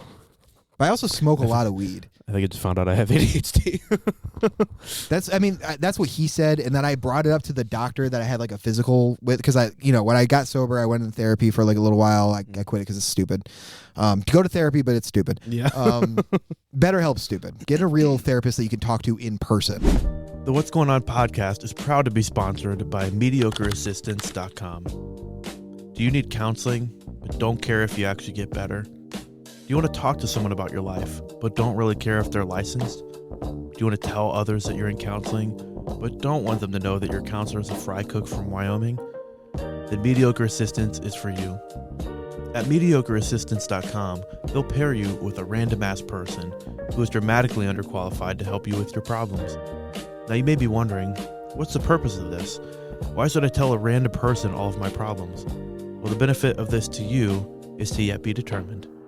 At only $300 per session, you will leave feeling confused, dumbfounded, and overall worse than you did before. MediocreAssistance.com cares about you and your life, as long as you pay the full amount on time. If you use discount code BOOZECRUISE, you'll be sent a free bottle of tequila with your initial sign-up. MediocreAssistance.com. We care. Kind of. I tested him out. I went 2 minutes of silence with this guy just to see how long he would stay quiet. And he's like, I even did like a, yeah, anyway. And he was just like quiet. I was like, what the fuck? It was all over the phone though. It wasn't like video shit. So he's probably playing video games in the background. Yeah, literally. He's from Oklahoma too, so he could be doing whatever the fuck he wants. Yeah. But yeah, ADHD. And then I went to a doctor for the physical, and I mentioned that to him. He's like, well, I mean, to get the pills and everything, it's just going to be a lot for you. So you should probably get like a second or third opinion about it before we do anything. And I was like, fuck it then. I don't care then, man. You're not that confident in your I'm just not answer? even going to worry about this then. Like Yeah. if you don't, you know what it was? It's because I'm just like a middle to low economic white dude. If I was like a little higher economic, he'd be like, all right, let's get you all the pills. Like, Yeah. Let's give you all the help. Have you tried cocaine? Yeah, for real. Interesting. Yeah. So I don't want to like out anyone's like prescriptions either, but like have like people that I know that are on like SSRIs and stuff like that, like antipsychotics and shit like that. I've been curious about those just to see how that would affect my mood and like, you know, because the one thing that like deters me is losing creativity or like losing any kind of sense of like if my craziness is actually what's allowing me to be this interested in making things up, I don't want to lose it. You know, I want to be my authentic self. Yeah. Mark Maron bit, by the way, talking about his cats. I love Mark Maron too. He was another one that I forgot to mention earlier, but I fucking love Mark so much. Love anti-comedy. But yeah, like I get nervous that if I start doing something that's supposed to be good for my brain, it's going to ruin the thing that I already said this. Yeah. But that's also kind of like why I don't want to let go of weed. Because like I do like how it makes me feel, even though it can make me blank or like forget shit and like repeat myself or whatever in a conversation, or I like lose track of a conversation. Like I'm staring into your beautiful blue eyes right now, and yeah, oh, look at those things flutter. That's the clip. Yeah. That's it. 10 seconds of you complimenting my eyes.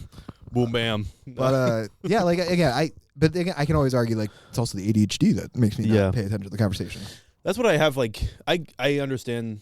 I have friends that are like they have like conditions that really impede them functioning well, Mm-hmm. and they are reliant on medications to help them in that. I'm also like, so there's one, that's one side. The other side is like, I think we were quick to label things as abnormal for people when they are just different than you or whatever. It's like what could feel like abnormal for you, like isn't really an impedance on your life. And like you said, it is like what makes you you. So I'm also hesitant to be like, yeah, take these medications and see if that fixes anything when there's really nothing that needs fixed, you know? Exactly. Actually causes more problems. Right. Yeah. And I'm also just hesitant to be on medication long term because a lot of the patients I take care of in an ambulance are on like 20 plus medications. They've got all these comorbidities and they do nothing to improve the quality of their life other than just agreeing to take these medications. Yeah. And it's like stuff they could actually like control if they put some effort into it. So like I'm weird about medications in that sense, or like trusting doctors' prescriptions. Yeah. So, but I mean, there are people who get it right and that they are so much happier. Yes. Because of it. So, yes. And for those people, I'm glad, man. I'm glad it works out for you. Right. One condition in particular that my mind has been opened up to lately has been like postpartum depression. Because I've got someone that I like know that gave birth and like had some struggles with that afterwards, and then like come to find out like a lot of people she was talking to had the same exact struggles, and they're like, I had to get on like an SSRI or something to help control these moods because I just had like no control over it. And I was like, okay, that makes a lot of sense. Like, and it's not a long-term thing. Like you're kind of wean off of it as you get past the like postpartum area, but like you need that to function well. Yeah. Especially in light of you having a brand new baby you got to take care of. So that makes complete sense to me. But like relying on things long-term for an issue that really doesn't need fixing, I don't know. Like that's where I have a hard time. I have partaken in I have partaken in psilocybin, magic mushrooms. Yeah. And also acid. How was that? I like mushrooms more. Yeah. Mushrooms are better because it's shorter. It just feels better. Like acid is forever. Acid, it literally is forever. Like it's in your spinal fluid, I guess, or whatever. After shit like that. I don't remember what they actually say. Like, don't quote me, just Wikipedia it. But yeah, my 30th birthday, I took a full tab of acid. So it's like one little square, like in that movie last night. Yeah. That was a nice little twist. Yeah. When I saw that, I was like, oh, that's like, I think I've dated the chick like that, actually. But for my 30th birthday, I took acid and went to go see Avengers Endgame opening night. How was that? Dude, so good. Was it? So good. So this is a funny story because I do remember everything for the most part. But yeah, I took the tab probably like 30 minutes before the movie started. And it was a sold out show at Bowtie Theater, the historic Bowtie Theater in Schenectady, New York. Right, that's right down from right around the corner from Proctor's. Okay. But yeah, I was sitting there and sold out show. The median age was probably 15, and with their parents, nice. And I had to sit like second front row. So I'm like this already, like melting and also shifting in my chair the whole time as the peaks are happening. Just like children all over me, not all over me, but around me. Yeah, sitting in proximity. And I am just like, I am on acid at that time, just like feeling the effects as also of the movie, as the people around me, like just like melt, like everything is coming together. And that movie was also like, I like that one more than Infinity War. There's like a lot of nerds will say like, no, that Infinity War is way better. And I'm like, yeah, fuck you. You weren't on acid for Endgame, so you have no idea. You didn't see what I saw, man. I haven't seen that movie since either. I don't want to ruin what I remember at being as epic. But also, nothing since has been good except for the Moon Knight series. I really like the Moon Knight series, and I think like there's like maybe one or two other random Marvel movies I enjoyed. I can't wait for Doom. That's gonna be pretty cool. What effect did acid have on you? Like, what did it make you feel? Twitchy. It's a stimulant, so it's gonna like make you feel a little bit more extra caffeinated. Yeah. But the visuals become more rainbowish. Okay. And like shinier and sparkly. And And it's forever. It's like a 12-hour, 18-hour high. No shit. Yeah. I think I took it probably like around. I think the showing was in the afternoon, like around like 3 o'clock, maybe 2 o'clock, and I didn't stop feeling high until like 2 or 3, 4 o'clock in the morning. Dang. Yeah, and I drove home. 45 miles an hour on a 55. Yeah. Yeah, I didn't get pulled over, which is sick. Well, that's the thing too. Is like, so yeah, for that 3 hours, I was high on acid, and I still had like hours left, and I didn't plan for that. I planned for the movie, and then I was kind of like, oh, I'll just like hang around the bar that I worked at the time. Like, I'll just hang out there. And then I remember going in there and feeling super anxious and paranoid because the second that I told my boss, like, yeah, I'm on acid right now, I saw her face like shit. That was the woman I married, by the way, or with her husband. Or the officiant. Nah, I didn't marry anyone. He's Mormon. He's just a throuple, yeah. Yeah. I'm a slut. Anyway. I said that because I officiated my sister's wedding, but I kept telling people, like, yeah, I married my sister. No, I mean, I married my sister and her husband. Yeah. I mean, I jerk off to my sister. I mean, no. Not anymore. I'm over that phase. Fucking... Yeah, like I had hours, and I told her, and then there was another employee there that was off the clock that hung out with me for a while. Looking at my phone, like, don't ever look at your phone if you're on shrooms or acid, because if you ever take shrooms or acid, 'cause I know you're a good boy, don't ever look at your phone, because the rainbows and the numbers and everything just get like, it becomes a hologram, like a holographic like image. It's wild. That's when the future kicks in, is when you're on drugs. But then yeah, I drove home, and then I told my parents immediately, because I was living at home still at the time. And I had like an hour-long conversation with my parents about drugs and life while I was just high on acid. Nice. And they had just gotten used to me smoking weed like probably like 3 or 4 years before that. So like this was like huge step up for them. Did you tell them you were? Oh yeah. Yeah. Yeah. And then I just hung out in my room for the rest of the night, and I ate like a whole bag of Doritos and just chilled or whatever. Nice. But no, shrooms is definitely the better way to go, because again, it's shorter. It's a natural. It's mushrooms. It's like an actual like thing that you can eat. Yeah.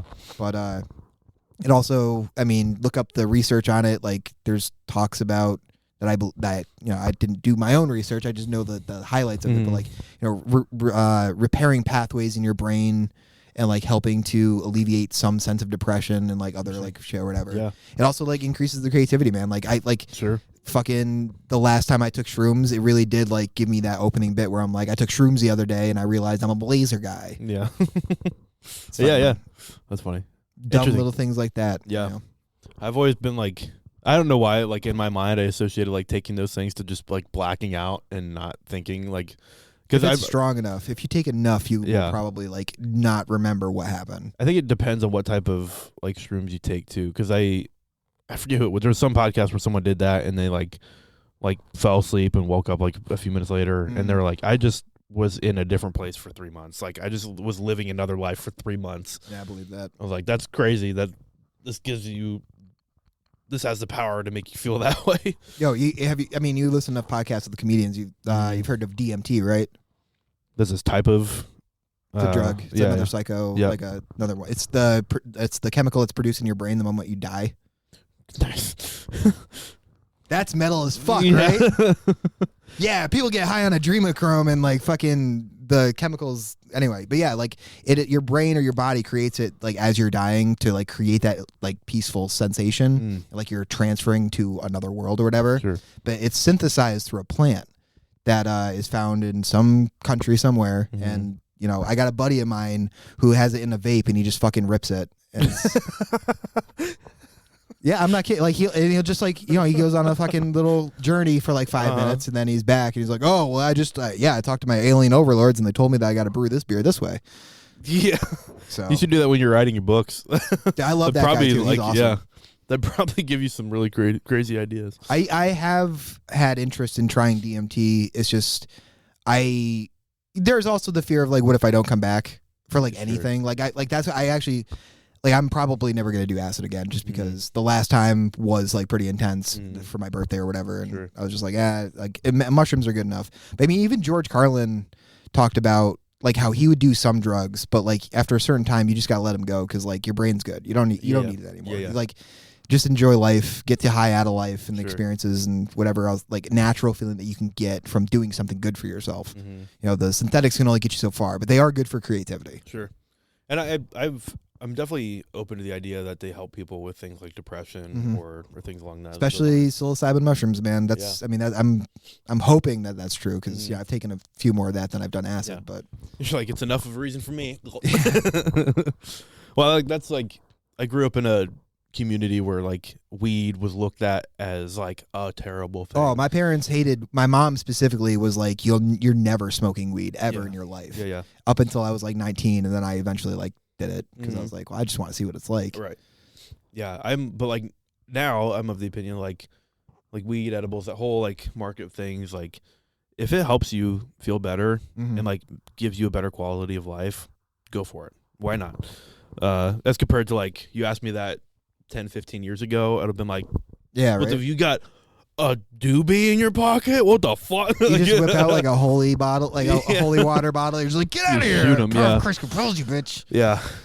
It's just wild, the difference in mentality that some life experience can give you. Yeah, I mean, no, drugs are awesome, but like definitely be careful when you do them. Yes. You know, I'm risky in the sense of like I've done a lot of stuff by myself, and a lot of people get like trip sitters and stuff like that.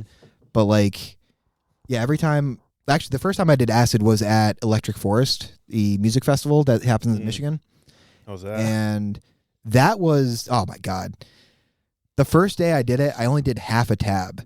And what's the dosing on a tab? Like, I don't know. Just They, a tab, dude. So what they do is they get like a sheet of paper, little like tiny square papers, like what you saw in the movie last night. Yep. And somebody's got a dropper of the chemical, and they Okay. just shoot it on each. Like they do a little space all the way down. So some of these squares might have more than others because it spreads out or whatever. Interesting. But yeah, I took half of whatever paper, and I was feeling like goofy and like your brain, like I felt like my mind was being stretched, or my head's being stretched, my perspective, or whatever. But I got anxious because I was just surrounded by people, like because it's a music festival, it's huge, there's so many people, and I ended up like hiding in the tent that I had to haphazardly put together. That's another thing. If you ever go to a music festival, you realize that it is camping. No one's gonna set up your tent for you except you. Maybe do it before the acid tab. Like I went to that thing like kind of I'll be able to figure out how to pitch a tent. I do one every morning. Yeah. No. It's too late, man. Sorry. Too late. It took me a hot second to get what you're saying. That's a good joke, though. You said no. Don't you say do that on stage. I'm gonna tell you to do that on stage. Nope. Because this story's interesting. That's whatever. But I fucking I had to learn how to do it and then some like dude that was like an ex-Boy Scout was like, you got to do it this way. And he ended up doing it for me. And it was like totally emasculating. I get emasculated a lot, actually. I think you actually emasculated me that night when you yelled at that lady. I could have said something too, but you were like, no, I'll say it. I did feel like a man walking. It's like, go clean up your mess. Actually, you emasculated me last night by showing up in that suit. And I was just like in a bomber jacket and shitty jeans. And I'm like, God damn. Sorry. Like, I'm like 10 years older than you. You are more of a man than I am. I'm a fucking 12-year-old. And then you look at Mike Burnett, you're like, he's older than both of us, and he's just like, he looks like he walked out of a GameStop. Jay Connolly was wearing the same exact outfit he wears everywhere. He's very predictable. You can invite him to anything. He's wearing what he's wearing. I like both. I love both of them. Me too. They're so fun. But fucking wait, what else? What was I? Oh, the tent story. Yeah. So I hid in my tent for like the rest of the high. Did you feel like really paranoid? Yeah. And I was writing in a journal that I brought with me to like kind of like organize my thoughts. And in the journal, I'm like trying to convince myself the argument that I'm going to make with my friend that I just made this 20-something hour journey with, that I have to leave. Yeah. I have to leave this music festival, bro. I have to drive you can get a ride back with somebody else. But and then I stayed, and then the next day I stayed sober the whole way through. I smoked like maybe a little weed, but I didn't do like anything like too crazy. And then the third day is when I did like acid again, and I felt more comfortable. Sure. And that was a better experience that third day. Okay. But yeah. Nice. I was wondering if you get like really paranoid on stuff like that. Yeah, because your brain's gone. Your mind's just on its own, or it's moving, and you are being separated from yourself. I feel like I would get ego death or whatever they call it. Anything that like impairs you like that. I feel like even with alcohol, like I kind of get paranoid to the sense of like I don't have full control over whatever situation I'm in. But that's legal. Yes. Isn't it fun how fucked up alcohol can get you, but it's legal? Yeah. But it's like wild. I feel like it would be even worse, especially like the first time, like if I like doing acid or something, being in that mindset of like I don't know what kind of reaction I'm gonna have to this, and like I have no control over myself right now. we'll see what happens. We'll see where I wake up in the morning. Alcohol, like, not to shit on my friends who drink, because, like, again, I come from, like, being a dude who, like, was a drinker. Like, I enjoyed having a whiskey, tequila, all that shit, whatever made me feel good. But it is just so funny how poisonous this product is and how much of your life can be destroyed from it.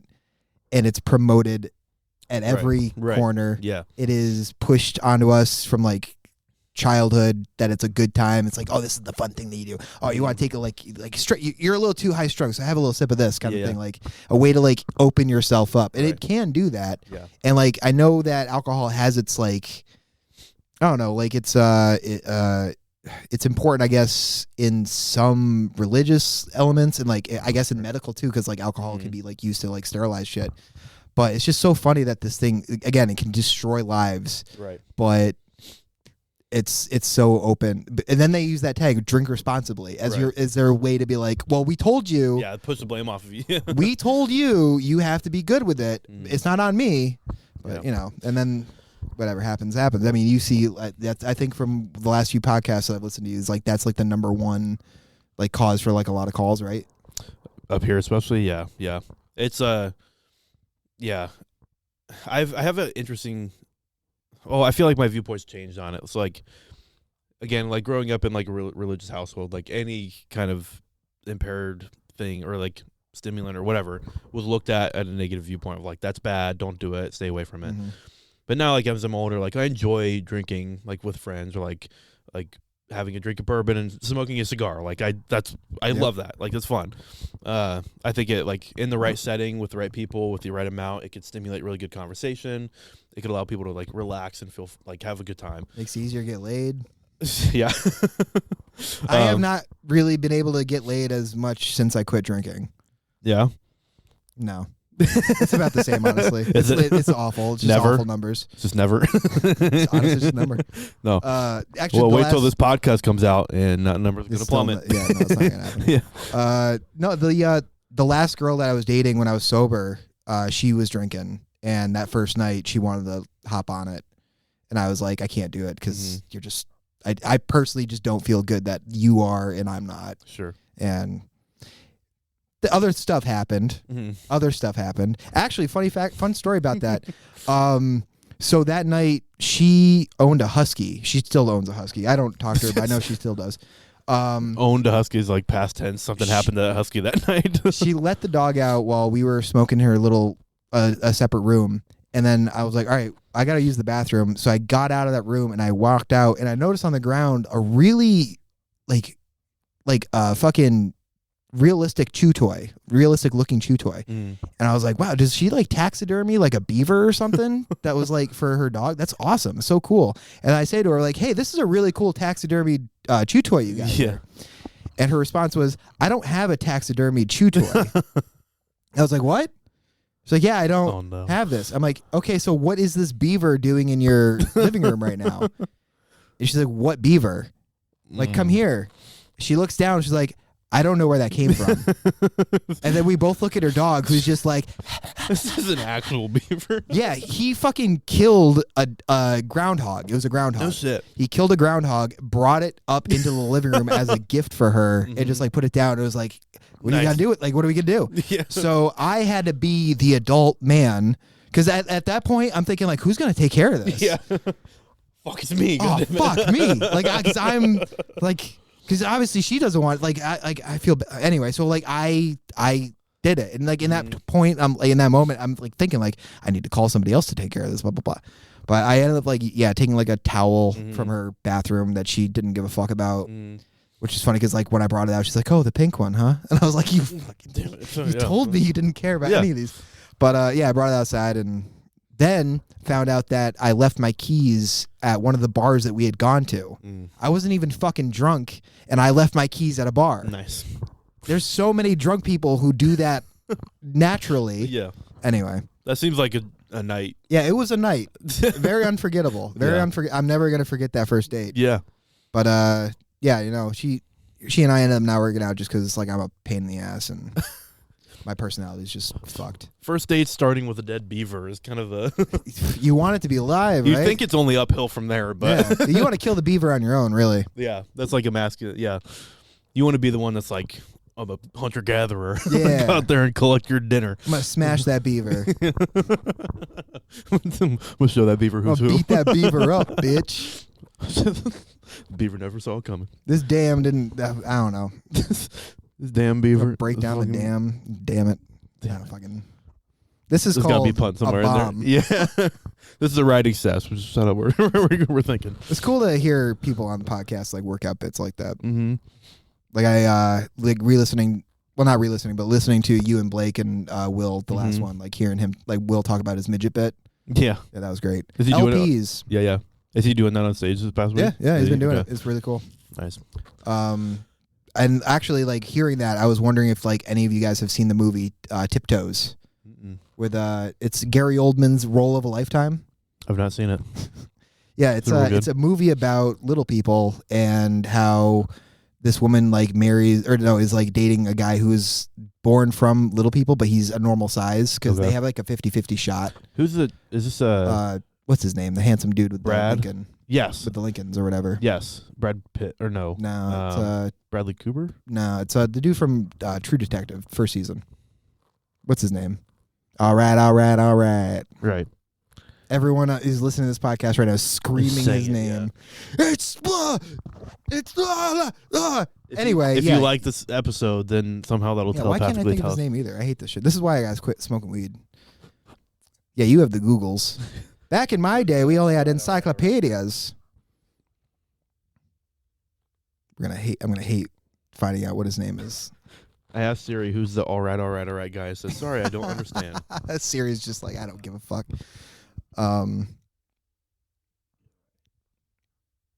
You have to like cut all of this out. Matthew McConaughey. Matthew Yes. McConaughey. I only Cut right to this point. Matthew McConaughey. Yeah. I only know this because they talked about it on. Two Bears, right? Yes, on Yeah. that, and I was like, It was also your mom's house. They were talking about like earlier on, Sure. like early episodes. That's kind of how I heard about it. But eventually, I saw the movie. "Is it good? No, it's interesting though. Is it?" It's cut up. There's like there's like almost 90 minutes worth of footage that's missing from the film because they had to cut it down. Oh, how long was it? I think like close to a 3-hour long movie. No shit. Oh well, it's supposed to be a 3-hour long movie. Sorry, so it was like an hour and a half. Yeah, It's kind of like another comma or a dramedy. yeah. But yeah, again, the story is like the woman's like dating a dude who is normal size, but his family are all LPs, and Gary Oldman's his twin brother. I'm pretty sure that's like an LP, and obviously Gary Oldman is not a little person, a midget, Yeah. and he's just walking around on his knees the whole movie, and like they got all these prosthetics or whatever. But yeah, it was just I love the fact that I watched that movie and then I'm like hearing this dude like make fun of him, and I'm just like. Yeah, man, they are little goofy little gnomes. Yeah, I thought about doing well, I didn't really write anything out. It was kind of a funny premise. When the live action Snow White movie came out, there was like some follow up about like dwarfs being mad that they weren't casted. Yeah, and that Dinklage all was okay CGI. with it. He was like, I think he was the one where it's just like just because I'm a midget, I don't want to be typecast as like Right. a little person like character or whatever. Yeah, and it then was like that other the comedian that's a LP, he was the one that was like shit on. It's like Brad Williams. Or I think like so. that. Yeah, he was the one that called out Dinklage about it. Yeah, which I was like I remember reading this article. I was like, "There's all these people that are mad that they didn't get." I was like, "Is there really though? Like, how many dwarf actors are there out there?" I mean, I'm the sure range there are only goes some, so but- high for him. So. Yeah, yeah. You can only set the bar so high. Yeah, exactly. I just thought that was funny. Like that would be a thing they were upset. I guess I get it a little bit, but it was also just funny to me. If you're an LP, I love you out there. You're fine. A little You're person. cool. LP. I'll tussle your hair like a little child. Yeah. They probably hate that. You can walk in between us. We'll swing you like your parents did walking to the grocery store. Woo! Yeah. There he goes. He's flying. Didn't know I could throw you that far. I thought you were pretty dense. They're pretty dense. But Yeah. where do we go from there? LPs is like we peaked at that. We're Yeah. not I getting- don't, why was even? Again, I do this all the time where like I'll bring up something else and then forget exactly like what we were talking about before. What's so we talked about your show Well, you just produced a show last week Mhm. at Second at the Whiskey ever Room. show. And that was at Stella Pasta Bar upstairs, the historic Van Dyke Music Club in Schenectady, the Stockade. Yeah. Um, How'd that go? well. I'm not usually hosting any of these mics or whatever. Like, I guess I could sign up for the Comedy Works to do it, but I just wanted to jump into it, doing it myself for the most part. Yeah. Because if you're gonna do it, why not just do it yourself?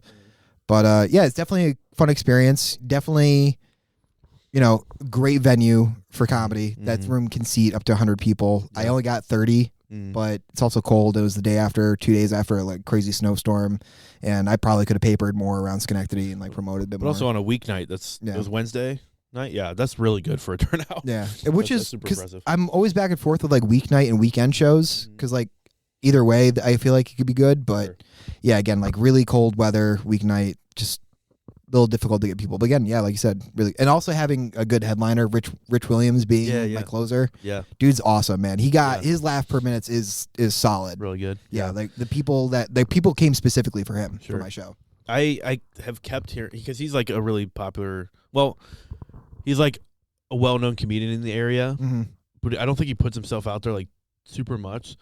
Like he doesn't like do like a lot of social media or stuff like that. But I've like been hearing his name for 2 years now, and I've not met him until an open mic like 3 weeks ago. He showed up, and I introduced myself, and I still didn't know who it was. And he was like, "Yeah, I'm Rich Williams." I was like, "Oh my god, I knew I've been wanting to meet you for forever." And then he went up and like crushed. He did really good.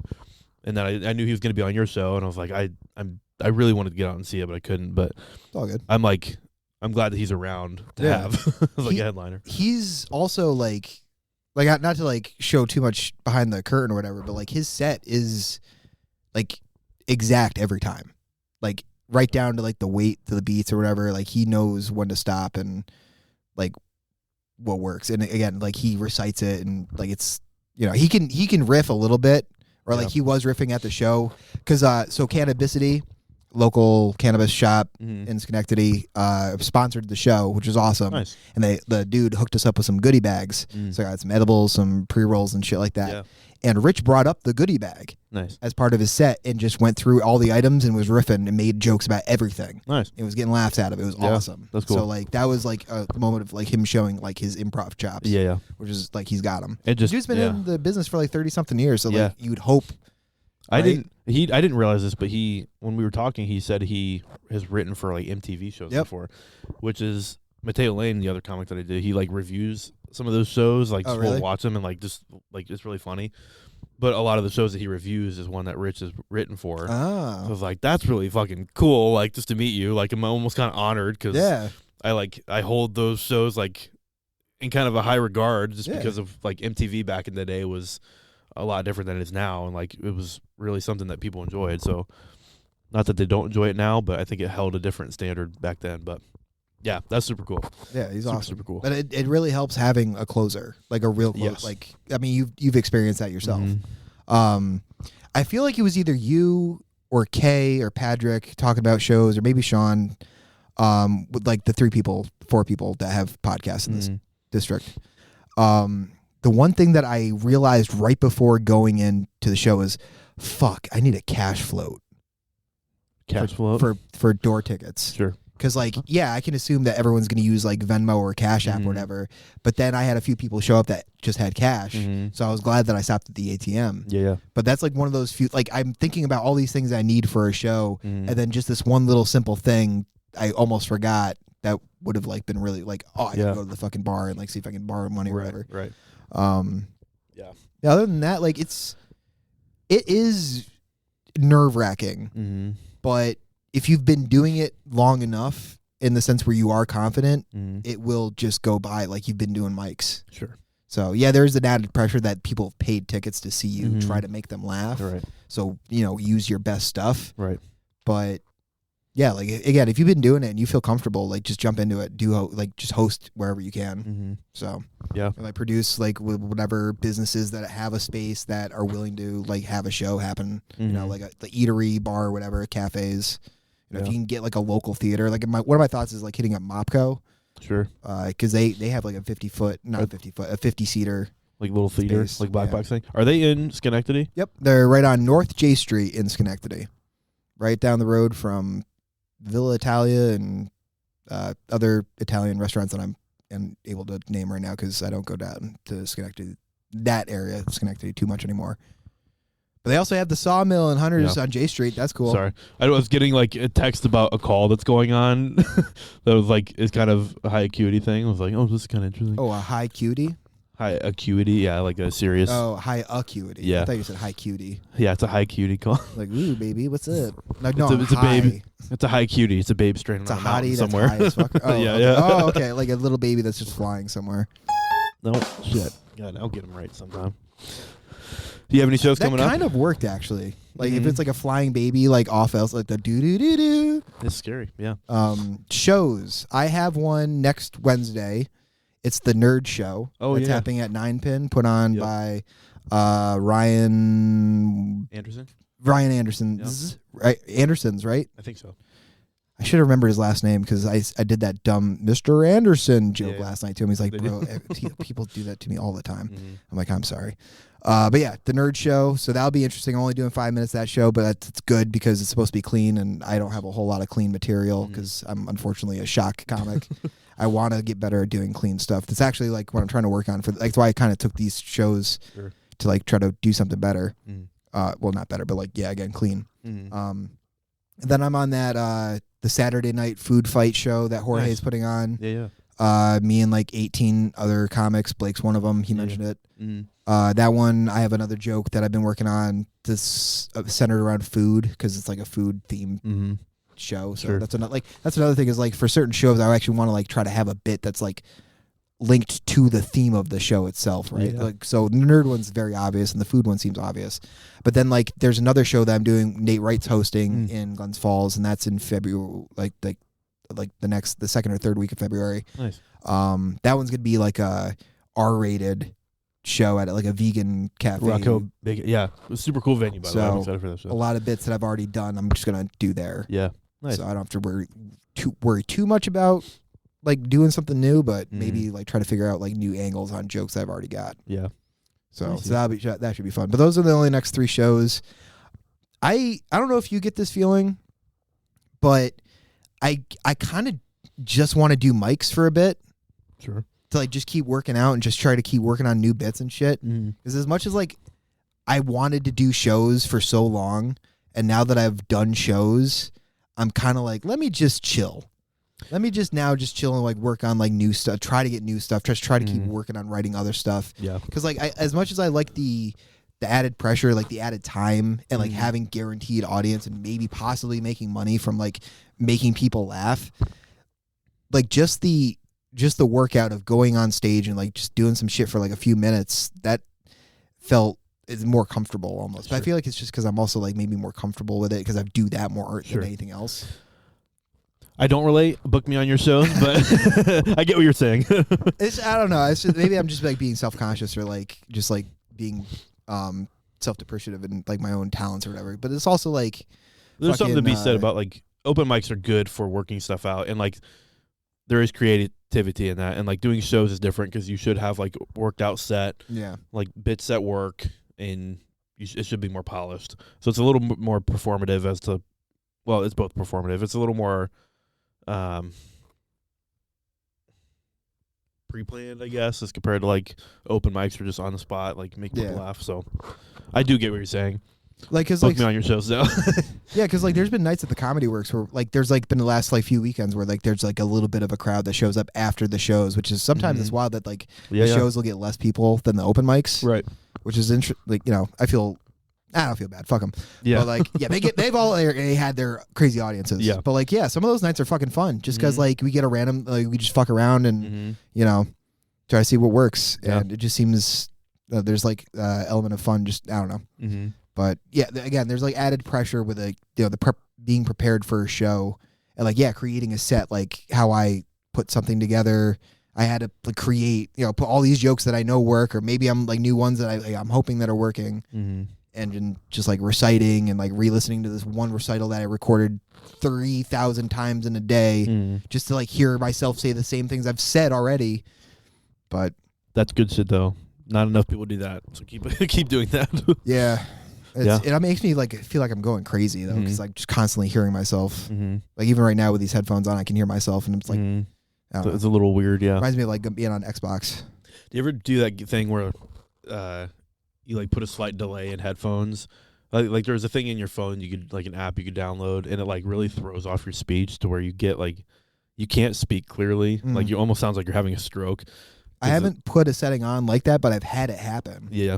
And it's definitely like a little kind of disorienting, yeah. isn't it? Well, nice, dude. We'll probably wrap up here soon. Is it 2 hours? Almost 2 hours. Really? Yeah. Wow. This happens all. Like I have no concept of time. Mm-hmm. Like even like on stage. Yeah. Like when I think like I have more time than I do, and I don't. Yeah, they're like lighting you for the third and time. I'm like I can't believe this has been 4 minutes already. 5 minutes. Yeah. Like even like the show that I just did, like the 15 minutes didn't feel like 15 minutes. Right. Yeah. It's hard to judge time on stage. But yeah, like you're having fun, right? So yeah. Next time I'll clear it with my job. We'll pop it some acid before. I'm kidding. No, don't do that. Yeah, don't do that. Don't do that. We'll start you off slow. We'll get you weed first, and then we'll work your way up to actual psychedelics. For legal reasons, I'm joking. Mm-hmm. All right. Well, hey, this was fun, man. I appreciate it. Again, this is my first podcast ever, so yeah, that's thanks for busting my cherry. I'm glad I could do it. Well, I'll put your links to like the books and stuff and social medias in the description. Appreciate it. Go follow that. Go check out those shows that he just mentioned. All that's listed on Albany Comedy. I think all those shows are on there. Yeah, we'll be promoting them if you follow us. Like all of us will be promoting. We'll keep promoting it like each week until it comes out. So yeah. Well, sick, dude. Thanks for coming on, dude. Yeah, man. Thank you. It was fun.